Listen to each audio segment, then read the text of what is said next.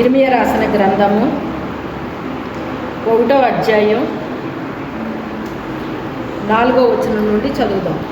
ఇర్మియా రాసిన గ్రంథము 1వ అధ్యాయం 4వ వచనం. యెహోవా వాక్కు నాకు ప్రత్యక్షమై ఎలాగో సెలవిచ్చాను.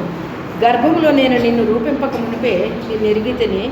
నీవు గర్భము నుండి బయలుపడక మునిపే నేను నిన్ను ప్రతిష్ఠించి తిని, జనములకు ప్రవక్తగా నిన్ను నియమించి తిని. అందుకు అయ్యో ప్రభువుకు యెహోవా చిత్తగించుము, నేను బాలుడనే, మాట్లాడుటకు నాకు శక్తి చాలదని నేను అనగా యెహోవా నాకు ఎలాగో సెలవిచ్చాను. నేను బాలుడని అనవద్దు, నేను నిన్ను పంపువారందరి యొద్దకు నీవు పోవలను, నీకు ఆజ్ఞాపించిన సంగతులన్నీ చెప్పవలను. వారికి భయపడకము, నిన్ను విడిపించుటకు నేను నీకు తోడై ఉన్నాను. ఇదే యెహోవా వాక్కు. అప్పుడు యెహోవా చేయి చాపి నా నోరు ముట్టి ఎలాగూ సెలవిచ్చాను. ఇదిగో నేను నీ నోట నా మాటలు ఉంచి ఉన్నాను.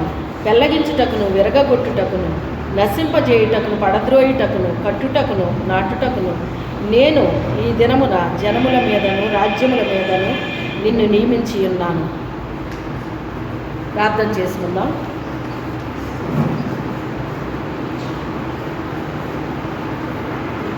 పరిశుద్ధుడైన తండ్రి, మహోన్నతుడ, జీవాధిపతి, సర్వాధికారి, సర్వోన్నతుడ, సర్వశక్తి కలిగిన తండ్రి, మీకు వందనాలు, స్తోత్రాలు తండ్రి. యేసయ్య అయ్యా, ఈ ఉదయకాల సమయంలో ప్రభువా నీ దివ్యవాక్యము ద్వారా నాతో మీరు మాట్లాడండి, అందరితో మీరు మాట్లాడండి నాయన. యూట్యూబ్ ద్వారా వినుచున్న బిడ్డలతో మీరు మాట్లాడండి నాయన. ఏ బిడ్డకి ఏది అవసరమో సమస్తం ఎరిగిన దేవుడవు, అందరితో మీరు మాట్లాడండి నాయన. ఈ దీనురాల్ని మరుగుపరిచి మాట్లాడుతండి నాయన. ప్రభువా మీకే స్తోత్రాలు చెల్లించుకుంటూ యేసు అతి పరిశుద్ధ నామములో అడిగి వేడుకుంటున్నాం తండ్రి, ఆమేన్. ఈరోజు మరి నా పుట్టినరోజు అండి. ఎంతమందికి జ్ఞాపకం ఉంది?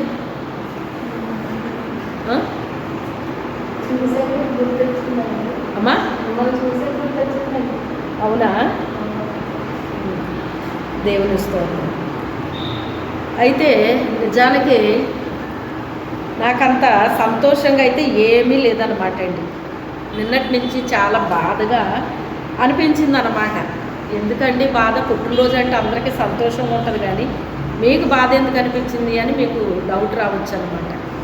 అయితే నేను ఎక్కువ దేవుని విషయంలోనే ఆలోచన కలిగి ఉంటాను కనుక ప్రభువా నేను అసలు ఈ సంవత్సరంలో ఏమీ చేసినట్టు నాకు అనిపించట్లేదు. ఈ సంవత్సరం అంటే 25లోనండి.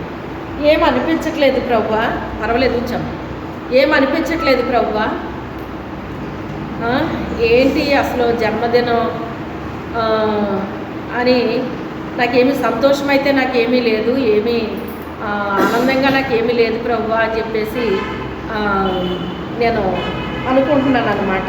నిజంగా నాకు అసలు ఆనందం అనిపించట్లేదు, సంతోషం అనిపించట్లేదు అనమాట అండి. సరే మా పాప వాళ్ళేమోని బట్టలు తెచ్చారు, అది కట్టుకోవాలి నువ్వు, అది ఇది అని చెప్పేసి అన్నారన్నమాట అండి. అయితే ఇది ప్రభు నాకు ఇచ్చిన చీర అనమాట అండి. ఇది ఆమె కొన్నది, కుట్టించుకున్నాను, కానీ ఎందుకో ఈరోజు నాకు ఇదే కట్టుకోవాలి అని ప్రభు నాకు కొన్ని ప్రేరేపణలు ఇచ్చారు. ఈరోజు నేను ఇవన్నీ ధరించడానికి కారణం అదండి. నిజానికి అసలు నాకు లోపలైతే సంతోషం లేదు నిన్నటి వరకు కూడా, కానీ ఉదయం లేచిన దగ్గర నుంచి ఆ పాటతో నన్ను మరి దేవుడు దర్శించడం ప్రారంభించారు. ఎలాగూ అంటే మరి నువ్వు చేసినంత దేవుడు చూశాడు, నువ్వెందుకు బాధ అనుభవిస్తున్నావో, నీ భారం ఏంటో, నువ్వు చేసేది ఏంటో, నీ ప్రతి దాన్ని కూడా దేవుడు చూస్తున్నాడో, దానికి ఆయన ప్రతిఫలం ఇస్తాడో, నువ్వేమీ బాధపడకో, ప్రతి దాన్ని ఆయన కౌంట్ చేస్తున్నాడో అన్నట్టుగా ఆ పాట ద్వారా దేవుడు నాతో మాట్లాడి నాకు తెలియని ఒక నూతనమైన సంతోషంతో, ఆనందంతో నన్ను నింపారండి. నింపి అప్పుడు నువ్వు మరి ఈ చీర కట్టుకో అన్నట్టుగా మరి ఇది కట్టుకోవాలని నాకు ప్రేరేపణ ఇచ్చారు. అలాగే వస్తువులు కూడా ధరించుకోవాలనేసి ఆయన నాకు ఇచ్చిన వాటిని ఈరోజు ధరించుకోవడం కూడా జరిగిందనమాట. నిన్న ఉన్నంత దుఃఖం ఈరోజు నాకు లేకుండా ఆయన తీసివేశారన్నమాట అండి. అయితే మరి చిన్న సాక్ష్యం కూడా మీకు చెప్పాలండి. ఈ ఇర్మియా గ్రంథాన్ని ఎందుకు చదివించాను అంటే మరి నా గురించి మీకు అందరికీ తెలుసండి. అయినప్పటికైనా మరి యూట్యూబ్ ద్వారా చూసే బిడ్డలో చాలామంది ఉంటారండి. వారందరికీ కూడా మరి ఈ మాటలు అవసరమై ఉండొచ్చు. మీరైతే చాలాసార్లు విన్నారు, కానీ ఎందుకో మరి ఆ మాటలు చెప్పాలని నాకు ప్రేరేపణిస్తున్నారనమాట ప్రభు. ఎవరికో ఇవి అవసరం ఉన్నాయండి. మరి మా కుటుంబము విగ్రహారాధన కుటుంబం అని, ఆ తర్వాత మరి నాకు 3 అన్నయ్యలు, 3 కూడా కాదు నలుగురిలో ఒక అన్నయ్య పుట్టి చనిపోవడం జరిగిందంటే 3 ఉన్నారు. ఆ 3లో కూడా మరి కొంతకాలం అయ్యింది. ఒక పెద్ద అన్నయ్య పోయారు, తర్వాత చిన్న అన్నయ్య కూడా పోయారు, ఇంకా మధ్యలో ఆయన ఉన్నారన్నమాట ఇప్పుడు ప్రస్తుతానికి. ఏది ఏమైనప్పటికైనా మరి 2 అక్కలు కూడా చనిపోయారు చిన్నప్పుడే. వాళ్ళ 1 సంవత్సరాల అమ్మాయి, 6 నెలల అమ్మాయి ఊరికినే చనిపోవడం. అలాగ దినాలు గతించిపోయిన తర్వాత దైవజనులు మరి ఆ గ్రామానికి వచ్చి సువార్త ప్రకటించినప్పుడు ఆ యొక్క మరి ఆయనతో మా కుటుంబ పరిస్థితి చెప్పినప్పుడు వీరికి అమ్మాయి కావాలని చాలా ఆశపడుతున్నారు, కానీ అమ్మాయిలు పుడుతున్నారు కానివ్వండి బ్రతకట్లేదు, ఇది కారణం అని చెప్పినప్పుడు మరి ఆ దైవజనుడు తీసుకురావడం. అయితే ఒక రూము ఖాళీ చేసి మీరు ఇవ్వగలరా, అందులో మేము సంఘమంతా ప్రార్థన చేస్తాము, ఉపవాస ప్రార్థన అని అడిగినప్పుడు మరి ఒక రూము ఖాళీ చేసి ఇవ్వడం. మరి దైవజనులు సంఘము అంతా కలిసి ఉపవాసాలు ఉండి 1 రోజు 2 రోజులు 3 రోజులు కూడా ఉపవాసం ఉండి నా కొరకు ప్రార్థనలు చేయటం. అలా చేయగా నేను పుట్టిన తర్వాత సాతాను మరలా నన్ను కూడా చంపాలని ప్రయత్నం చేయడం. ఇలాగా జరిగినప్పుడు మరి ఇంకా డెలివరీ టైంకి కూడా మా అమ్మగారికి బాగోపోవడం, తల్లిని బిడ్డని కూడా చంపాలని సాతానుడు చాలా ప్లాన్ చేశాడు. అయినప్పటికైనా మరణం తప్పించిన ప్రభు అయిన యెహోవా వశం కనుక దేవుడు మరి మమ్మల్ని ఇద్దరిని కూడా బ్రతికించాడండి ఆయన. అయితే చిన్నప్పటి నుంచి కూడా మరి మరణం అనేటువంటిది నా మీద దాడి చేయడం ప్రారంభించిందంట. మరి మా ఇంటి దగ్గర ఉన్న వారందరూ కూడా ఎక్కువ మా ఇంటి పేర్లోళ్ళు ఎక్కువ ఉంటారన్నమాట అండి. మా ఇంటి దగ్గర చాలామంది మాకు బంధువులండి. వారందరూ కూడా ఏంటి వీళ్ళకంతా దేవుడు అన్ని విషయాలు ఆశీర్వదించాడు, ఏ లోటు లేదు, కానీ అమ్మాయి ఎందుకు వీళ్ళకి బ్రతకట్లేదు అని చెప్పేసి అందరూ కూడా ఆలోచించి మరి కొంతమంది అయితే అనేవారట, అమ్మ ఆ బిడ్డను నాకు ఇచ్చేయి, నేను పెంచి పెద్ద అయ్యాక కొంచెం ఇస్తాను, మీకు ఎందుకో బిడ్డ బతుకుతులేదు కదా, ఆ బిడ్డని మా ఇంట్లో నేను పెంచుతాను అని ఇలాగ కూడా కొంతమంది అడిగారటండి నన్ను. కానీ మా అమ్మగారు ఏది ఏమైనప్పటికైనా నేను దేవుడిని నమ్ముకున్నాను, ఆ దేవుడు ఇచ్చాడు కనుక ఆ దేవుడే ఈ బిడ్డను కాపాడాలి, కానీ ఎవరు పెంచినా ఏం చేసినా ఎంతవరకు చేయగలరు అని చెప్పేసి మా అమ్మకి చాలా పట్టుదల ఎక్కువ, మంచి విశ్వాసము. ఉపవాసాలు కూడా ఆవిడ 3 రోజులు ఎవరికీ తెలియకుండా ఉపవాసాలు ఉండడం అవన్నీ కూడా బాగా చేసేవారటండి. చాలా పట్టుదల ఎక్కువ ఆవిడ. అయితే ఆ రీతిగా అందులో ఎంత పట్టుదలగా చేసిందో ఆవిడ, అంతకంటే పట్టుదలగా ఇందులోకి వచ్చిన తర్వాత ఇంకా పట్టుదల ఎక్కువైపోయింది ఆవిడ. అయిపోయి మరి దేవుడు బ్రతికించాలి తప్ప ఇది మనుషుల వల్ల జరిగేది కాదు అని ఆవిడ విశ్వాసంతో మొత్తం మీద నన్ను పెంచడం అంటే ఆ రీతిగా జరిగిందనమాట అండి. ఏది ఏమైనప్పటికైనా అలాగా పెంచేటప్పటికి నాకు ఊహ తెలిసేటప్పటికి నాకు దేవుడు తప్ప ఇంకేమీ తెలియదు అనమాట. ఆ దేవుడిని ఏ వయసులో నేను నా హృదయంలోకి మరి నేను పిలుచుకున్నానో, నా హృదయంలోకి ఆహ్వానించానో, నా హృదయంలో స్థానం ఇచ్చానో వయసు కూడా నాకు తెలియదు అనమాట అండి. అందుకే చాలామంది పలానా రోజు పలానా సంవత్సరం ఇవన్నీ చెప్తారండి. అలా చెప్పడానికి నాకు ఉండదు. ఎందుకంటే నేను దేనికి నేను నా హృదయంలో స్థానం ఇవ్వలేదు, దేవుడికి మాత్రం తప్ప ఇంక దేనికి నేను స్థానం ఇవ్వలేదండి, ఇవ్వలేదు. ప్లస్ దేవునికి ఏది ఇష్టమో అదే చేయడం నాకు ఇష్టం అనమాట. అది చిన్న వయసు నుంచి ఇంక నాకు పరిశుద్ధాత్మ దేవుడు నన్ను నడిపించడం ప్రారంభించారు. ఆయన నాకు సమస్తాన్ని బోధించడం, నడిపించడం, ఇవన్నీ చేయడాన్ని బట్టి దేవుడే నాకు మరి ఆ నడిపింపైన అవన్నీ కూడా నాకు నేర్పించారండి.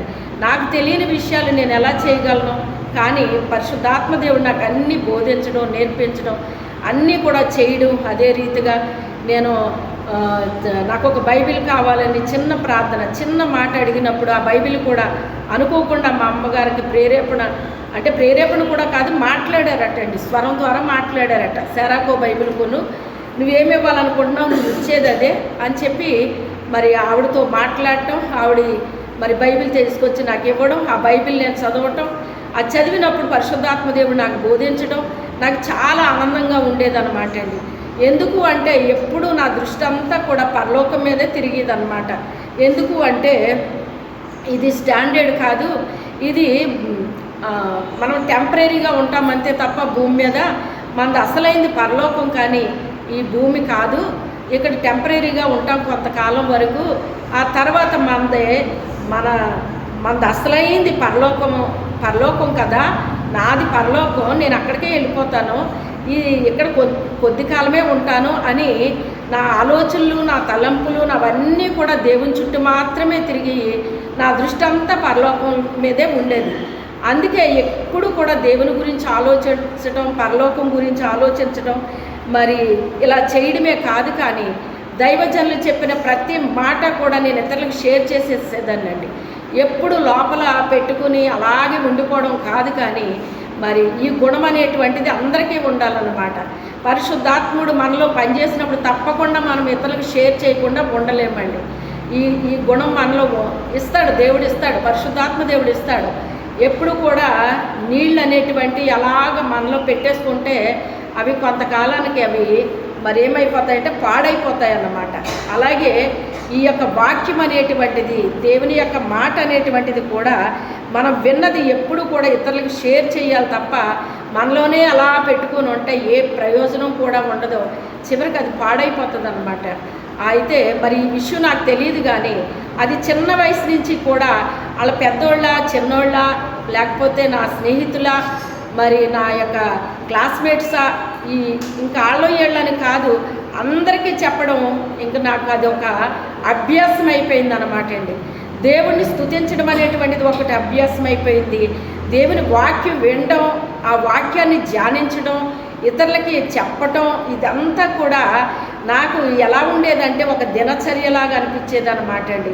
ప్రతి దినము కూడా మరి దేవుని గురించి రాత్రైనా పగలైనా కూడా దావీదు గారు అంటాడు చూడండి, నా పడక మీద ఉన్నప్పుడు కూడా నేను నీ వాక్యాన్ని ధ్యానిస్తుంటే నాకు క్రొవ్వు మెదడు దొరికినట్టుగా నాకు ఉంటుంది అన్నట్లుగా నాకు రాత్రి టైంలో కూడా దేవుని వాక్యాన్ని ధ్యానించడం అనేటువంటిది నాకు చాలా ఇష్టంగా ఉంటుందన్నమాట. ఎప్పటికీ కూడా నేను ధ్యానించుకుంటాను, నాకు మెలకు వచ్చినప్పుడు మనసులో అలా ధ్యానించుకుంటానన్నమాట. నాకు ఏది గుర్తొస్తే అది నేను అలా దాని గురించి ఆలోచిస్తానన్నమాట. మరి అలాగ ఆలోచించకపోతే పరిశుద్ధాత్మ దేవుడు నాకు ఎలా చెప్తారండి ఇన్ని విషయాలు? మనం ఎప్పుడైతే అంత ఆసక్తి కలిగి ఉన్నామో దేవుని స్వరాన్ని వినాలని, అంటే దేవుని మాట వినాలని, మరి దేవుని మీద మనం ఆశ పెట్టుకున్నప్పుడు, ఆయన వాక్యం మీద ఆశ పెట్టుకున్నప్పుడు మరి మనకెంతో ఆయన మనము వినుటకు మన చెవికి శక్తి ఉన్న కొలది మాట్లాడతాడటండి. అందుకే మరి ఎక్కడికి వెళ్ళిన వాక్యం అంటే చాలా ఇష్టపడతానన్నమాట. అది చిన్న వయసు నుంచి ఇంకా అలవాటు అయిపోయిందండి. ఎప్పటికీ వాక్యం అంటే ఇష్టం అన్నమాట. చాలామందికి వాక్యం అంటే బోర్ కొట్టేస్తుంది అంటండి. మరి ఎందుకు కొడుతుందో నాకు అర్థం కాదనమాట. ఎందుకు కొడుతుందో మరి నాకు తెలిసింది ఏంటి అంటే, హృదయం నిండా వేరే వేరే విషయాలన్నీ పెట్టుకుంటే వాక్యం లోపలికి వెళ్ళదండి. అందుకే వాక్యానికి అసలు వాళ్ళ హృదయంలో స్థానం ఉండదన్నమాట. వాక్యం అంటేనే దేవుడు అనమాట. ఆది యందు వాక్యం ఉండిన, వాక్యము దేవుని యొద్ద ఉండిన, వాక్యము దేవుడై ఉండెను అన్నట్లుగా దేవునికి మన హృదయంలో స్థానం ఇచ్చినప్పుడే దేవుడు మన హృదయంలోకి వస్తాడు. స్థానం ఇవ్వడమే కాదు, మనం వినయం మనస్సు కలిగిన వారమైతే మన దగ్గర నివాసం ఉంటానంటున్నాడు. ఆయనకి నివసించే అంత వినయం మన దగ్గర ఉంటే మనలోనే నివాసం ఉండిపోతాడటండి. ఆయన వాళ్ళ దగ్గర ఉండి ఇంకా వాళ్ళని నడిపిస్తూ ఉంటాడు, వాళ్ళతో మాట్లాడుతూ ఉంటాడు. ఆయన వారికి ఆలోచన చెప్తాడు, ఏ టైంలో ఏం చెయ్యాలో ప్రతి దాన్ని కూడా ఆలోచనిస్తూ ఉంటాడు అనమాట అండి దేవుడు. మరి ఏది మనం చెయ్యాలో ఏది చెయ్యకూడదో ఇవన్నీ కూడా మనకి ఇస్తూ ఉంటాడనమాట ఆయన. ఆ రీతిగా నన్ను మరి నడిపించడం అనేటువంటిది నా జీవితంలో జరిగింది. మరి చెప్పడం అనేటువంటిది ఎప్పుడు కూడా నేను మానేదాన్ని కాదనమాట, చెప్తూనే ఉండేదాన్ని. వినేవాళ్ళు ఎవ్వరు ఉన్నప్పటికైనా వాళ్ళ ఏ వయసు అనేటువంటిది నేను చూసేదాన్ని కాదు, కానీ అందరికి అలా చెప్పడం అనేటువంటిది ఒక అభ్యాసం అయిపోయింది, అలవాటు అయిపోయింది నాకు ఇంకా. అయితే చెప్పే కొలది కూడా మరి నీ నోరు తెరువు దాన్ని బాగుగా నింపుతానన్నట్లుగా మరి ఎప్పుడైతే ప్రభు కొరకు నోరు తెరిచానో నా వయసుకి మించిన మాటలు నేను మాట్లాడడం ప్రారంభించాను. మాట్లాడినప్పుడు ఇంత చిన్న వయసులో ఇలాంటి మాటలు నువ్వు ఎలా మాట్లాడుతున్నావమ్మా, నీకు ఎలా తెలిసి ఇవన్నీ అని పెద్దవారు విని వాళ్ళు ఆశ్చర్యపడేవారు. నిజమే, ఆ మాటలు నాకు తెలియకపోవచ్చు, కానీ పరిశుద్ధాత్మ దేవుడు ఆయన నన్ను వాడుకున్న మూలాగా మరి అవన్నీ కూడా నేను మాట్లాడుతూ ఉండేదాన్ని అనమాట. అయితే ఏది ఏమైనప్పటికైనా ఆ రీతిగా మరి నేను 7th క్లాసు సెలవులు వచ్చినప్పుడు సండే స్కూల్ బాధ్యత దేవుడు నాకు మొదటగా సండే స్కూల్ బాధ్యత ఇచ్చాడండి. అప్పటికి సండే స్కూల్ ఎలా నడిపించాలో నాకు తెలియదు, కానీ ప్రతి బాధ్యత కూడా దేవుడు ఇది నాకు తెలుసు, నేను చేసేస్తాను అనేటువంటిది ఏదీ లేదనమాట. నాకు తెలియదు, అప్పటికి ఎలా నడిపించాలో తెలియదు అనమాట. కానీ ఆ బాధ్యత ఇచ్చినప్పుడు సరే నడిపిస్తాను అని చెప్పి తీసుకున్నాను. ఆ రీతిగా ఆ సండే స్కూల్ బాధ్యత మరి తీసుకుని నడిపించడం ప్రారంభించాను. ఆ తర్వాత వివాహం అయిన తర్వాత మరి స్త్రీల మధ్య దేవుడు నిలబెట్టడం ప్రారంభించారండి. అప్పటికి పెద్దవారి మధ్య మందిరంలో నిలబడి వాక్యం చెప్పాలంటే నాకు అంత ధైర్యం లేదండి. మామూలుగా అయితే మాట్లాడడం మామూలుగా అయితే చెప్పాను, కానీ ఈ మందిరంలో నిలబడి వాక్యం చెప్పాలంటే అప్పటికి నాకు చాలా భయం అనమాట. పెద్దవారి ముందు నిలబడడం చాలా భయం. అయితే చిన్న వయసు నుంచి పాటలు అయితే మాత్రం పాడేదాన్ని మైక్ ద్వారా. అంటే మైక్ ఎప్పుడు వచ్చేది మాకు అంటే మీటింగ్స్ అప్పుడే మైక్ వచ్చేదండి. ఆ రోజుల్లో మైకులు అంతగా ప్రతి మందిరాల్లో ఉండేవి కాదు. దేవుని మహాకృపను బట్టి ఈరోజు ఎంత చిన్న మందిరమైనా మైకులు ఉంటున్నాయన్నమాట. మైక్ లేకపోతే మాట్లాడలేకపోతున్నారు కూడా ఈ రోజుల్లో. అలాంటి పరిస్థితులు వచ్చేసినాయి ఇప్పుడు. ఆ రోజుల్లో అలా కాదు, కానీ మరి ఆ టైంలోనే మరి మైక్లో పాడడం అనేటువంటిది అసలు చాలా భయపడేవారు అన్నమాట. పెద్దవారు కూడా మైక్లో మాట్లాడాలన్నా పాడాలన్నా భయపడేవారు. కానీ ఆ భయం నాకు లేకుండా పరిశుద్ధాత్మ దేవుడు నాకు చాలా ధైర్యంతో మరి పాడడం అనేటువంటిది జరిగింది. ఏంటి ఈ అమ్మాయికి ఇంత ధైర్యం ఎక్కడి నుంచి వచ్చింది, ఇంత ధైర్యంగా పాడుతుంది ఏంటి అనేసి. వివాహమైన 12వ రోజే మా అత్తోరింటి దగ్గర మా బంధువులు వివాహం జరుగుతుంటే అందులో నాకు అవకాశం ఇచ్చారు పాట పాడమని. ఆ రోజుల్లో మరి కొత్త కోడలు వెళ్ళి పాట పాడడం అంటే పాడరు, కానీ నాకు అవకాశం ఇస్తే ఎందుకు అంటే మా వారికి నేను పాడడం అంటే చాలా ఇష్టం అన్నమాట.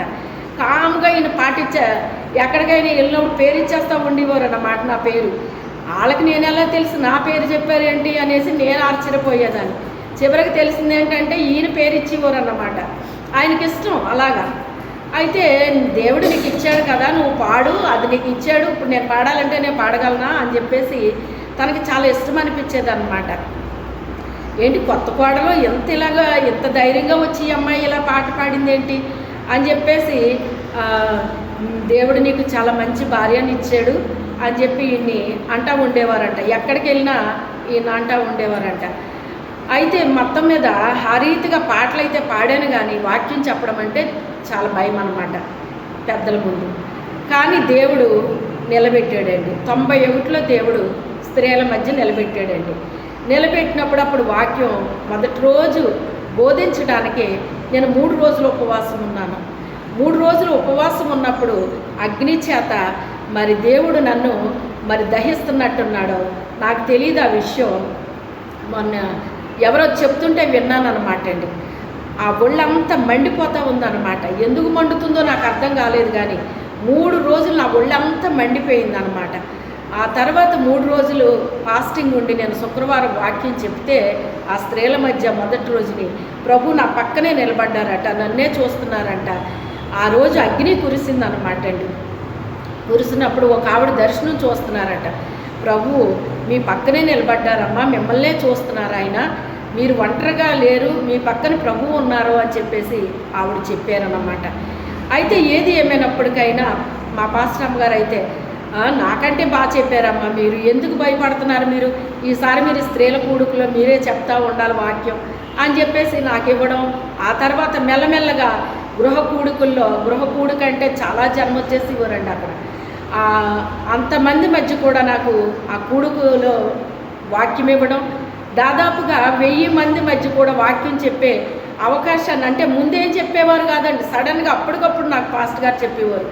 అదేంటి పాస్టర్ గారు ఇప్పుడు చెప్తున్నారంటే, నిలబడండి అమ్మ ప్రభు మాట్లాడతారని వారు, అంతే ఒక్క మాట. కానీ నాకు వారు చెప్తుంటే నాకు వారు చెప్పినట్టు నాకు అనిపించేది కాదు, కానీ ప్రభువే నన్ను పిలుస్తున్నారని ప్రభువుకి నేను రెస్పెక్ట్ ఇచ్చేదాన్ని అన్నమాట. పెద్దలకి నేను గౌరవించేదాన్ని. ఆ అలవాటు నాకు మరి తల్లిదండ్రుల నుంచి నాకు వచ్చేసిందండి, పెద్దలు గౌరవించడం అనేటువంటిది. వారు అలాగే గౌరవించేవారు, మాకు అయ్యే నేర్పారు, వాళ్ళని చూసి మేము నేర్చుకున్నామండి.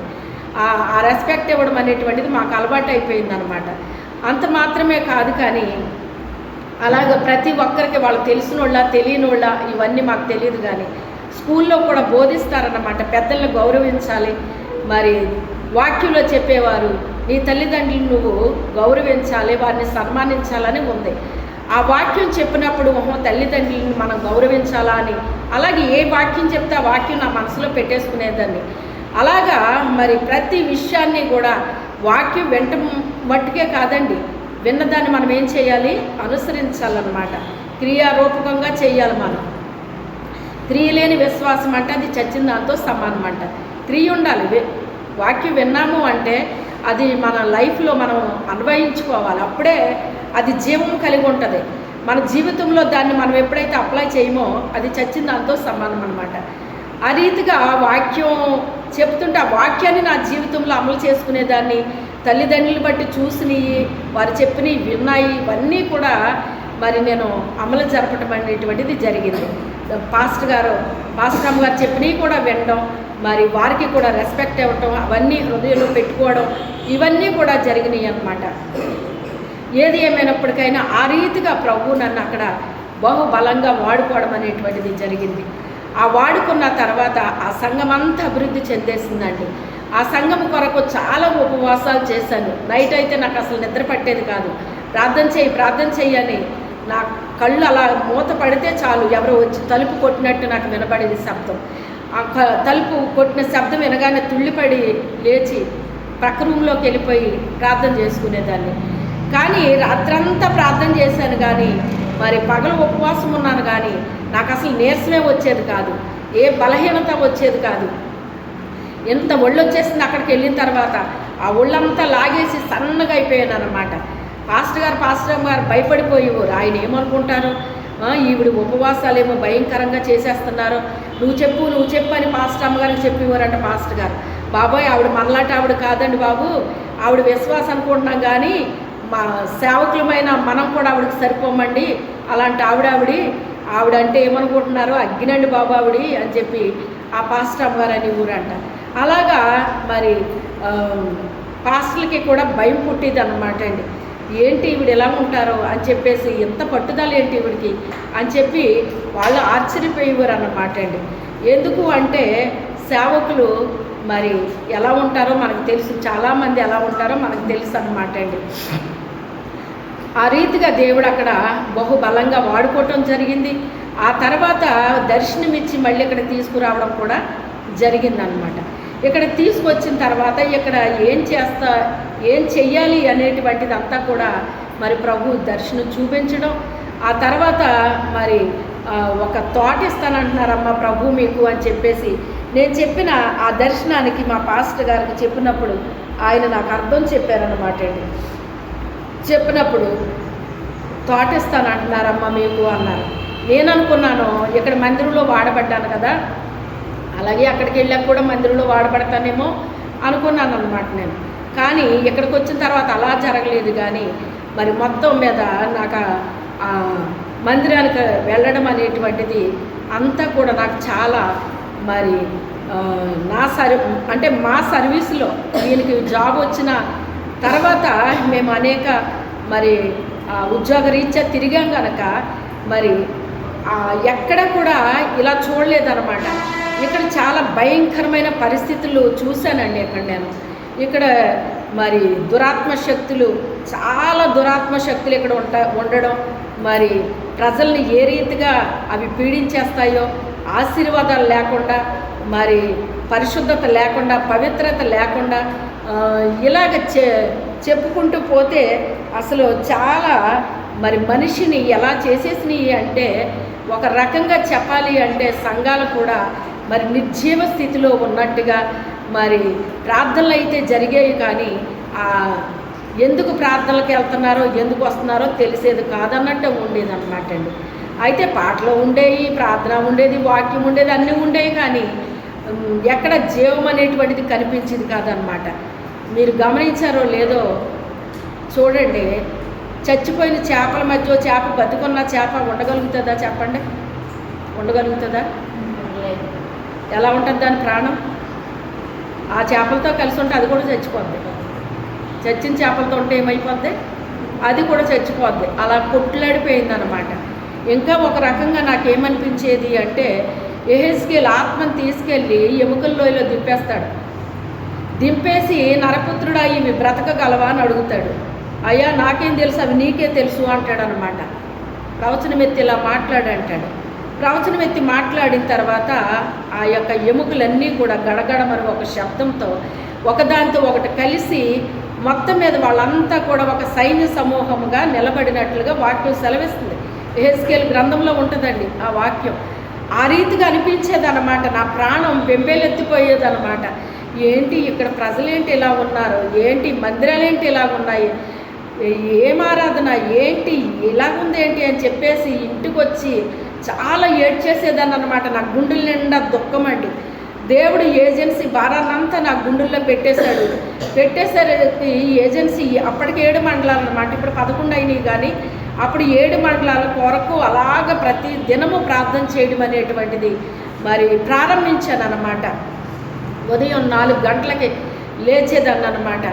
ఆ తర్వాత 2 గంటల ప్రార్థనలో ఉన్న తర్వాత మరలా నా ఇంటి పని, వంట పని, నాకు 3 బిడ్డలు, మరి ఆయన నేను 5గురికి వంట చేసుకోవాలి. ఇక్కడ నీళ్లు మంచి ఉండి కాదు, ఒక్కటే వాటర్ ట్యాంక్ ఉండేది, కరెంటు సరిగ్గా ఉండేది కాదు. ఇంక ఎన్ని ప్రాబ్లమ్స్ అంటే అన్ని ప్రాబ్లమ్స్. సరైన మరి రోడ్స్ ఉండేవి కాదు, ఏమీ ఉండేవి కాదు. ఒక బిందెన్నర నీళ్లు పట్టే పెద్ద డేక్సా కొని అది కాసేసి నీళ్లు కాసేసి ఫిల్టర్లో పోసేసేదాన్ని. 2 ఫిల్టర్లు నీళ్ళు అయ్యాయి అన్నమాట అండి. ఆ తర్వాత మరలా గుండుగుతో నీళ్లు కాసి అలాగా ఇంకా ఎంత శ్రమ అంటే ఇంకా ప్రతి పని కూడా ఇంకా శ్రమ శ్రమ శ్రమ అన్నట్టేనమాట. ఒక రకంగా చెప్పాలి అంటే శ్రమతో నేను ఆడుకున్నట్టు అయిపోయింది. హల్లెలూయా. ఎంత శ్రమ ఉందో ఆ శ్రమను నేను శ్రమలాగా చూడలేదు, కానీ దాన్ని ఎలా హ్యాండిల్ చేయాలో పరిశుద్ధాత్మ దేవుడికి జ్ఞానం ఇచ్చాడు నాకు. హల్లెలూయా. అందుకే పనితో ఆడుకున్నాను నేను. ఈ దెయ్యాలు నన్ను బాధ పెడితే ఇక్కడ ఉండలేక నేను వెళ్ళిపోతాను అని చెప్పేసి ఇన్ని సమస్యలు అన్నమాట. మాకు అలవాటు ఏంటంటే ఫ్రెష్ నీళ్ళు తాగడం మాకు అలవాటు అన్నమాట. ఏ రోజు నీళ్ళు ఆ రోజు తాగడం. మా అమ్మగారు అయితే మరీ చేదేస్తాం అనమాట. ఉదయం నీళ్ళు ఉదయమే, సాయంత్రం నీళ్ళు సాయంత్రమే తప్ప అసలు ఈ రోజు నీళ్ళు మరుసటి రోజు తాగదు ఆవిడ. అసలు అంత ఇదిగా ఉండేది ఆవిడ. అలాంటి కుటుంబంలోంచి వచ్చిన మూలగా మాకు అది అలవాటు. కానీ ఎక్కడికి వచ్చిన తర్వాత ఎలా ఉండేదంటే వారం రోజులు నీళ్ళు, 10 రోజులు నీళ్ళు తాగాల్సి వచ్చేది అనమాట. మీలో ఎవరికన్నా తెలిసి ఉండొచ్చు. నీళ్ళు వచ్చాయి కాదు, ఆ గొట్టాలు పోయినాయి అంటే వారం 10 రోజుల వరకు అది బాగా అయ్యేది కాదు. అప్పుడు ఏం చేశాను అంటే బిందులు కొనేసి మొత్తం మీద ఒక 6 బిందులు స్టాకు, ఒక పెద్ద ఆ డేక్షా నిండా నీళ్లు, మరలా ఇంకా ఫిల్టర్ నిండా నీళ్లు, ఇలాగ ఒక రకంగా చెప్పాలి అంటే ఒక వారం రోజులు నీళ్ళు రాకపోయినా నాకు ఇంట్లో మంచినీళ్ళు ఉండే. హల్లెలూయా. ఆ రీతిగా నేను సేవ్ చేసేయటం పరిశుద్ధాత్మ దేవుడు నాకు ఆలోచన ఇచ్చేశారు. ఆ నీళ్లు సేవ్ చేశాను తప్ప ప్రార్థన ఎప్పుడు ఎగ్గొట్టడం కానీ, అమ్మో ఈ వేళ నీళ్ళు రాలేదని కంగారు పట్టడం కానీ, ఈ రోజు పుష్కలంగా నీళ్ళు వచ్చి మరుసటి రోజు నీళ్ళు రాకపోతే కంగారు పడిపోయేవారు జనం.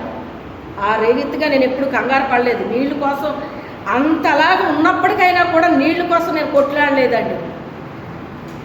అంత పట్టుదలగా దేవుని సన్నిధిలో ప్రార్థన చేయడం అనేటువంటిది జరిగిందనమాట.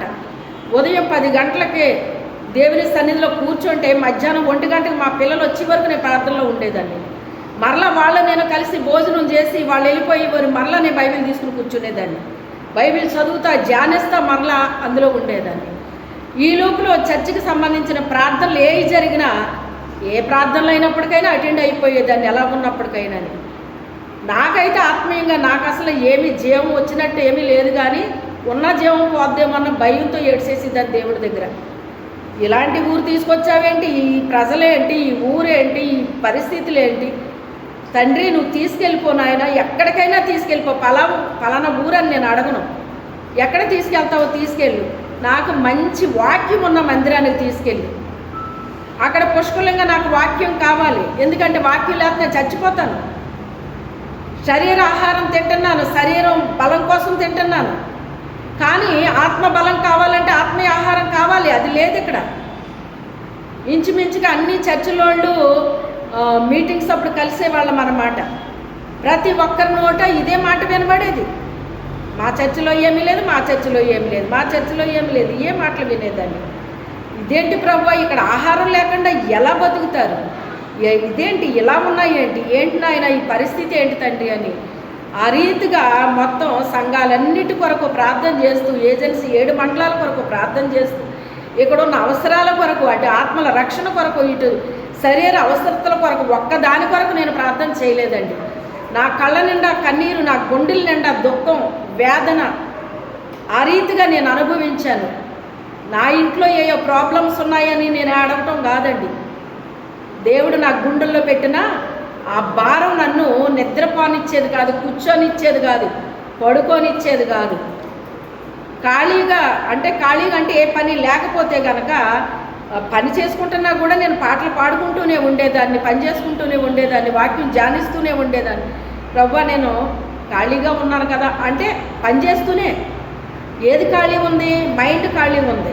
అందుకని ఏదన్నా చెప్పండి నేను వింటాను అని దేవుడితో చెప్పడం, దేవుడు నాతో చెప్పడం, అవన్నీ నేను వినటం నాకు చాలా ఆనందం అనిపించేది. నేను చేసే పని నాకు అసలు తెలిసేది కాదు, ఏం చేస్తున్నాను నాకు అర్థమయ్యేది కాదు.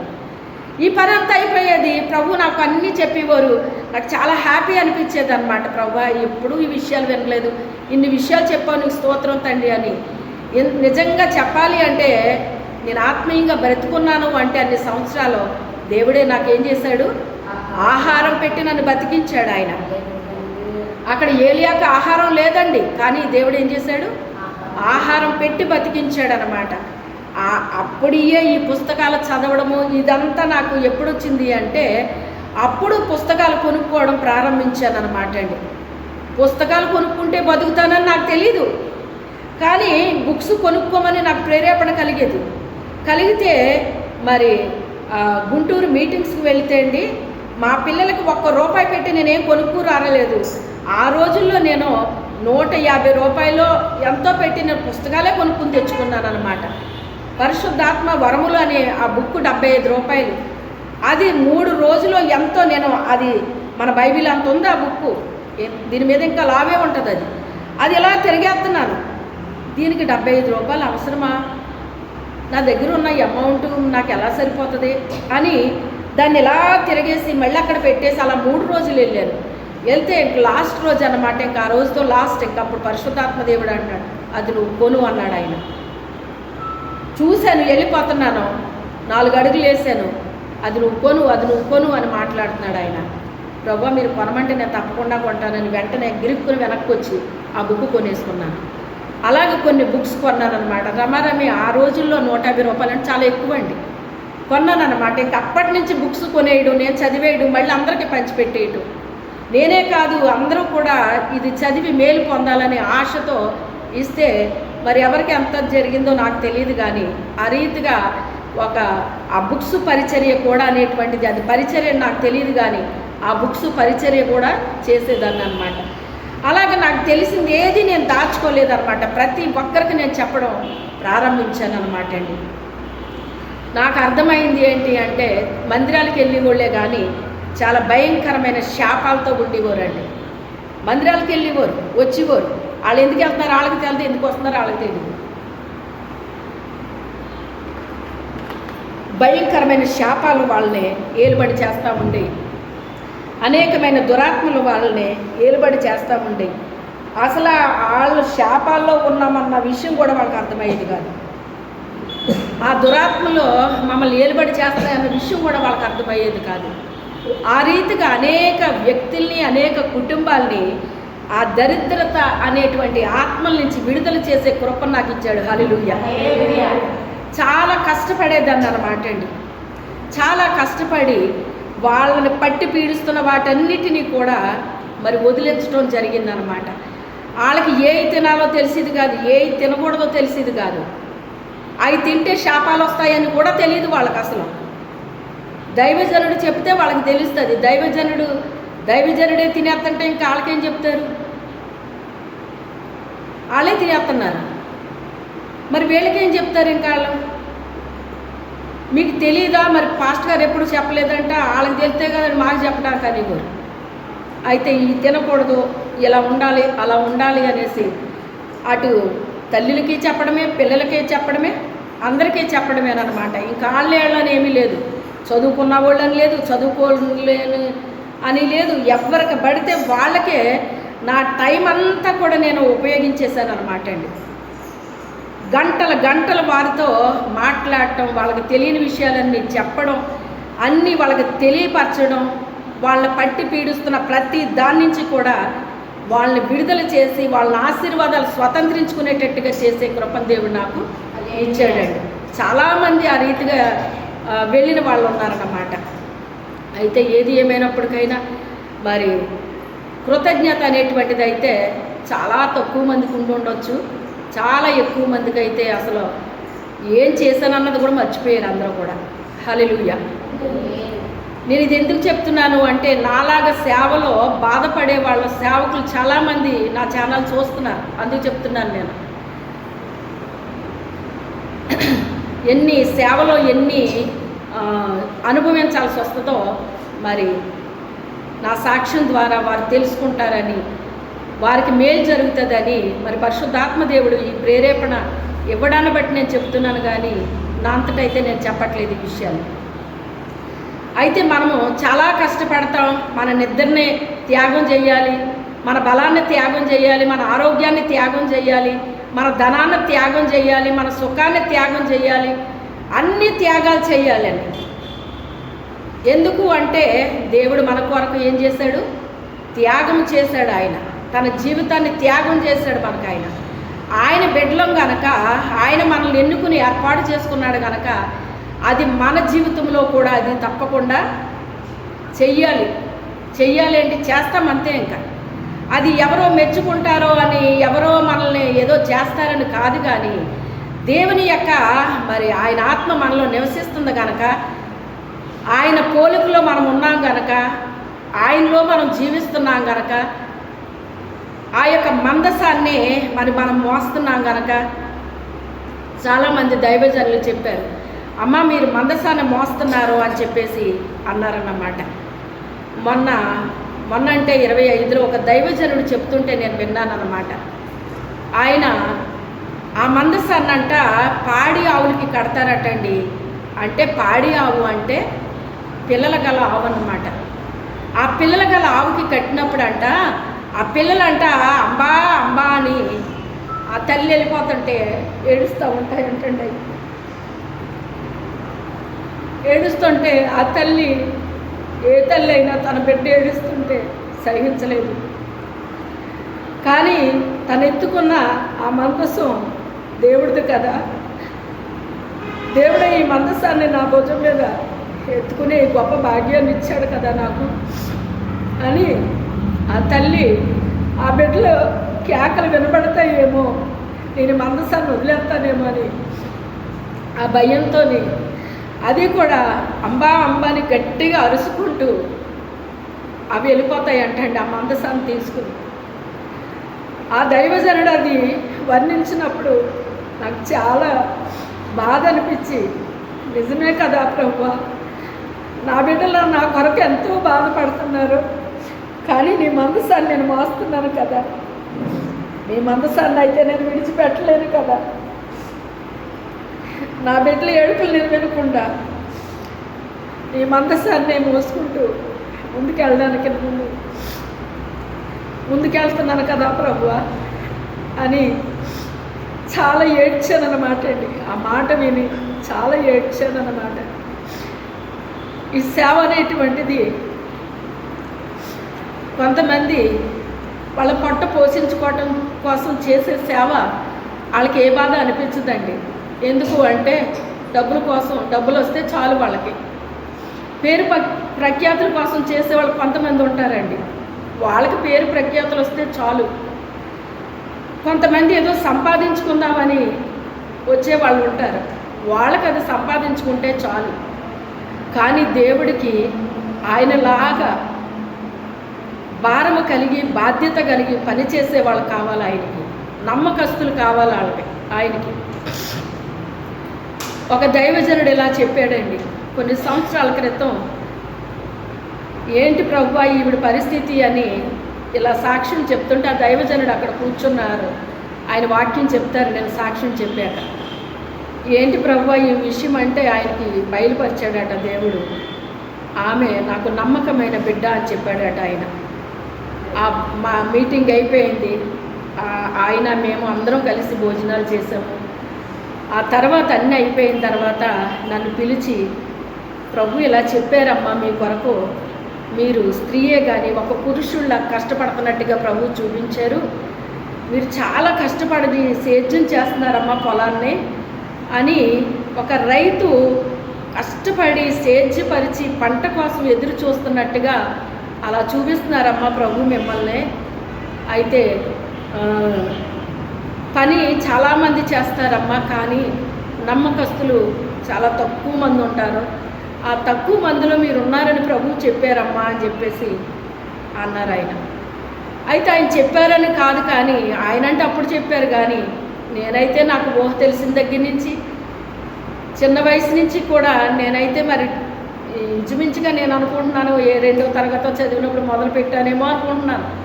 అంతకుముందే మొదలు పెట్టానేమో తెలియదు నాకు అని నేను అనుకుంటున్నాను. అలాగా ఆలోచిస్తే నాకు అనిపించింది అనమాట, ఇంకా ముందే ప్రారంభించి ఉండాలి అనిపిస్తుంది అనమాట. ఎందుకు అంటే నేను ఎక్కువ మాట్లాడేది దేవుని గురించే తప్ప మరి నా గురించి నా కుటుంబం గురించి చాలా తక్కువ మాట్లాడటం జరిగేదన్నమాట. అయితే ఏది ఏమైనప్పటికైనా ఈ సేవ అనేటువంటిది గొప్ప మరి భారము, బాధ్యత, త్యాగాలు, చాలా త్యాగాలు చేయాలన్నమాట అండి. ఎంత ఆరోగ్యంతో ఇక్కడికి వచ్చానో అన్ని అనారోగ్యాలు నన్ను చుట్టుముట్టేసినాయి అండి. నా ఆరోగ్యం అంతా పోయిందన్నమాట. చాలా వ్యాధుల చేత కొట్టబడిపోయాను. ఎన్ని జరిగినప్పటికైనా మరి మరలా లేపేసేవాడు దేవుడు, మళ్ళా లేపేసేవాడు దేవుడు. అలాగా చాలా పోరాటం కింద ఉండేదన్నమాట అండి. అయితే ఆ పోరాటాలు చాలా పోరాటాలు, కానీ కుటుంబానికి ఒక బాధ్యత ఉంటుందండి. భర్త పట్ల బాధ్యత ఉంటుంది, బిడ్డల పట్ల బాధ్యత ఉంటుంది. అవి నెరవేరుస్తూనే దేవుని పనిలో కూడా బాధ్యత కలిగి పనిచేయడం అనేటువంటిది జరిగిందనమాట. ఏది ఏమైనప్పటికైనా ప్రతి విషయంలో కూడా మరి దేవుని పని చేస్తున్నాము అంటే అది త్యాగపూరితమై ఉన్నది. ఖచ్చితంగా దేవుడు అందులో ఉంటాడండి. హల్లెలూయా. కష్టాన్ని చూస్తాడు, బాధను చూస్తాడు.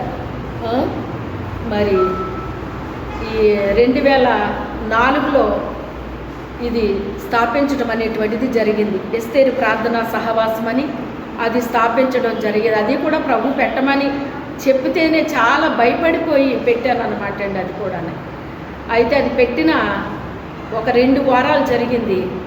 ఒక పెద్ద దెయ్యం వచ్చి, నువ్వెందుకు ఇక్కడ పెట్టావు, నువ్వెందుకు ప్రార్థన చేస్తున్నావు, వీళ్ళందరితో ఎందుకు చేపిస్తున్నావు అని చెప్పి ఆ దెయ్యం నాకు వార్నింగ్ ఇచ్చిందనమాట.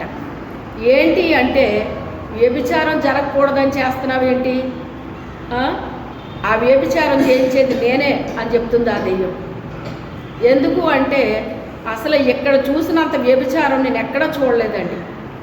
అన్నీ మరి జిల్లాలు, వేరే జిల్లాలు కూడా వెళ్ళాం, కానీ ఉద్యోగరీత్యా ఎవరో అక్కడక్కడ వాళ్ళ మంచోళ్ళు కాదు, వీళ్ళ మంచోళ్ళు కాదు అంటాం తెలుసు, కానీ వినటం తెలుసు. కానీ ఇక ఇక్కడికి వచ్చిన తర్వాత అయితే అసలు ఎంత భయంకరమైన వ్యభిచారం అంటే అంత భయంకరం అన్నమాట అండి. ఇంకా పెద్దోళ్ళు లేదు, పిల్లలు లేరు, పురుషులు కాదు, స్త్రీలు కాదు. ఇంకా అది ఎంత భయంకరమైందంటే అంత భయంకరంగా ఉండేదన్నమాట.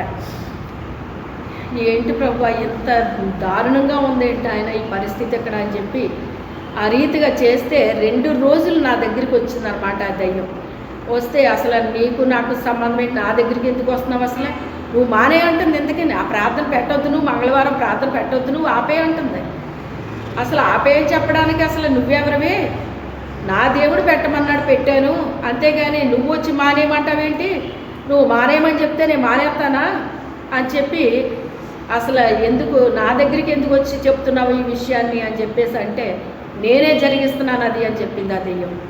చెప్పి నేను మళ్ళీ వస్తానని పోయిందనమాట అండి. 2 సార్లు వచ్చింది, ఈరోజు రేపు అన్నట్టు 2 రోజులు వచ్చింది. ఆ తర్వాత పోయిందనమాట అండి. మళ్ళీ వస్తాననుకుంటా వెళ్ళిపోయిందనమాట. అలాగా ఇక్కడ మరి చాలా భయంకరమైన పాపం అన్నమాట అండి. ఇక అది ఇదని లేదన్నమాట. చాలా రకాలు ఇంక అసలు చిన్నపిల్లలు మొదలుకొని పెద్దల వరకు కూడా అసలు నోరు విప్పితే బూతులు, పొగిరి మాటలు, సరసోక్తులు, అబద్ధాలు ఎప్పటికయ్యే చూస్తూ ఉంటాను అనమాట అండి. చాలా పెద్దోళ్ళని ఉండదు, పిల్లలని ఉండదు అనమాట అండి. ఆ రీతిగా ఉంటారు. ఆ దురాత్మలు ఆ రీతిగా ఉంటాయన్నమాట అండి. వాటన్నిటినీ జయించాలి అంటే ఆ తల్లిదండ్రులు ఆ పిల్లల కొరకు ప్రార్థన చేసుకోవాలండి. అవసరమైతే ఉపవాసాలు ఉండాలి వాళ్ళ కోసం. అంతే తప్ప మీరు ప్రార్థన చేయండి అనేసి అంటూ ఉంటారు. చాలామందిని చూస్తే మా పిల్లల కోసం చేయండి, మా కోసం చేయండి అని అందరికీ చెప్తూ ఉంటారన్నమాట. మరి ఇక్కడ దేవుడు ఏం చెప్పాడు? యెరూషలేము కుమార్తెలారా, నా వైపు చూసి ఏడవకండి, మీ కొరకు ఏడవమన్నాడు ఆయన. రేయి మొదటి జాములో లేచి నీ పసిపిల్లల కొరకు నువ్వేం చేయాలి? చేతులెత్తు అన్నాడు. యవన పిల్లల కొరకు నువ్వు చేతులు ఎత్తాలి, ఉపవాసాలు ఉండాలి, కన్నీరు విడవాలి. అంతే తప్ప మీరు చెయ్యండి అని వాళ్ళని వీళ్ళని అడగడం కాదండి. నీ బిడ్డల కొరకు నువ్వు చేసుకోవాలి. నువ్వు చెయ్యాల్సిన ప్రార్థన నువ్వు చెయ్యాలి. అవసరమైతే నీ పిల్లల కోసం ఉపవాసం ఉండాలి. వాళ్ళు ఒక క్రమ పద్ధతిలో నడిపించుకోవాలి. దేవుడు నీకు బిడ్డలు ఇచ్చాడు అంటే ఆ బిడ్డలు నువ్వేం చెయ్యాలి? చాలామంది నేను చూసింది ఏంటి అంటే తల్లిదండ్రులే పిల్లలు ప్రోత్సహించే పరిస్థితులు కూడా ఇక్కడ ఉంటాయండి. ఆ పిల్లలు పాడైపోవడానికి కారణాలు ఏంటి అంటే తల్లిదండ్రులు కూడా ప్రోత్సహిస్తారన్నమాట. అలాంటి వారిని కూడా చూశాను నేను. వారే ప్రోత్సహిస్తే ఇంకా పిల్లలు పాపం చేయకపోతే ఏం చేస్తారు? ఇంకా పరిశుద్ధతలోకి నడిపించుకోవాలి, పిల్లల్ని నీతిలోకి నడిపించుకోవాలి, యథార్థతలోకి నడిపించుకోవాలి. పెద్దలంటే గౌరవాన్ని నేర్పించాలి, దైవజనులంటే గౌరవాన్ని నేర్పించాలి. అంతకంటే మిక్కిలి దేవుడంటే రెస్పెక్ట్ నేర్పించాలి. దేవుడికి ఎలా లోబడాలో, ఎలా విధేయత చూపించాలో, పరిశుద్ధత అంటే ఏంటో, నీతి అంటే ఏంటో, యథార్థత అంటే ఏంటో, నమ్మకత్వం అంటే ఏంటో, ఇవన్నీ కూడా పిల్లలకి ఏం చేసుకోవాలి? మన పిల్లలకి మనమే రోల్ మోడల్ అండి.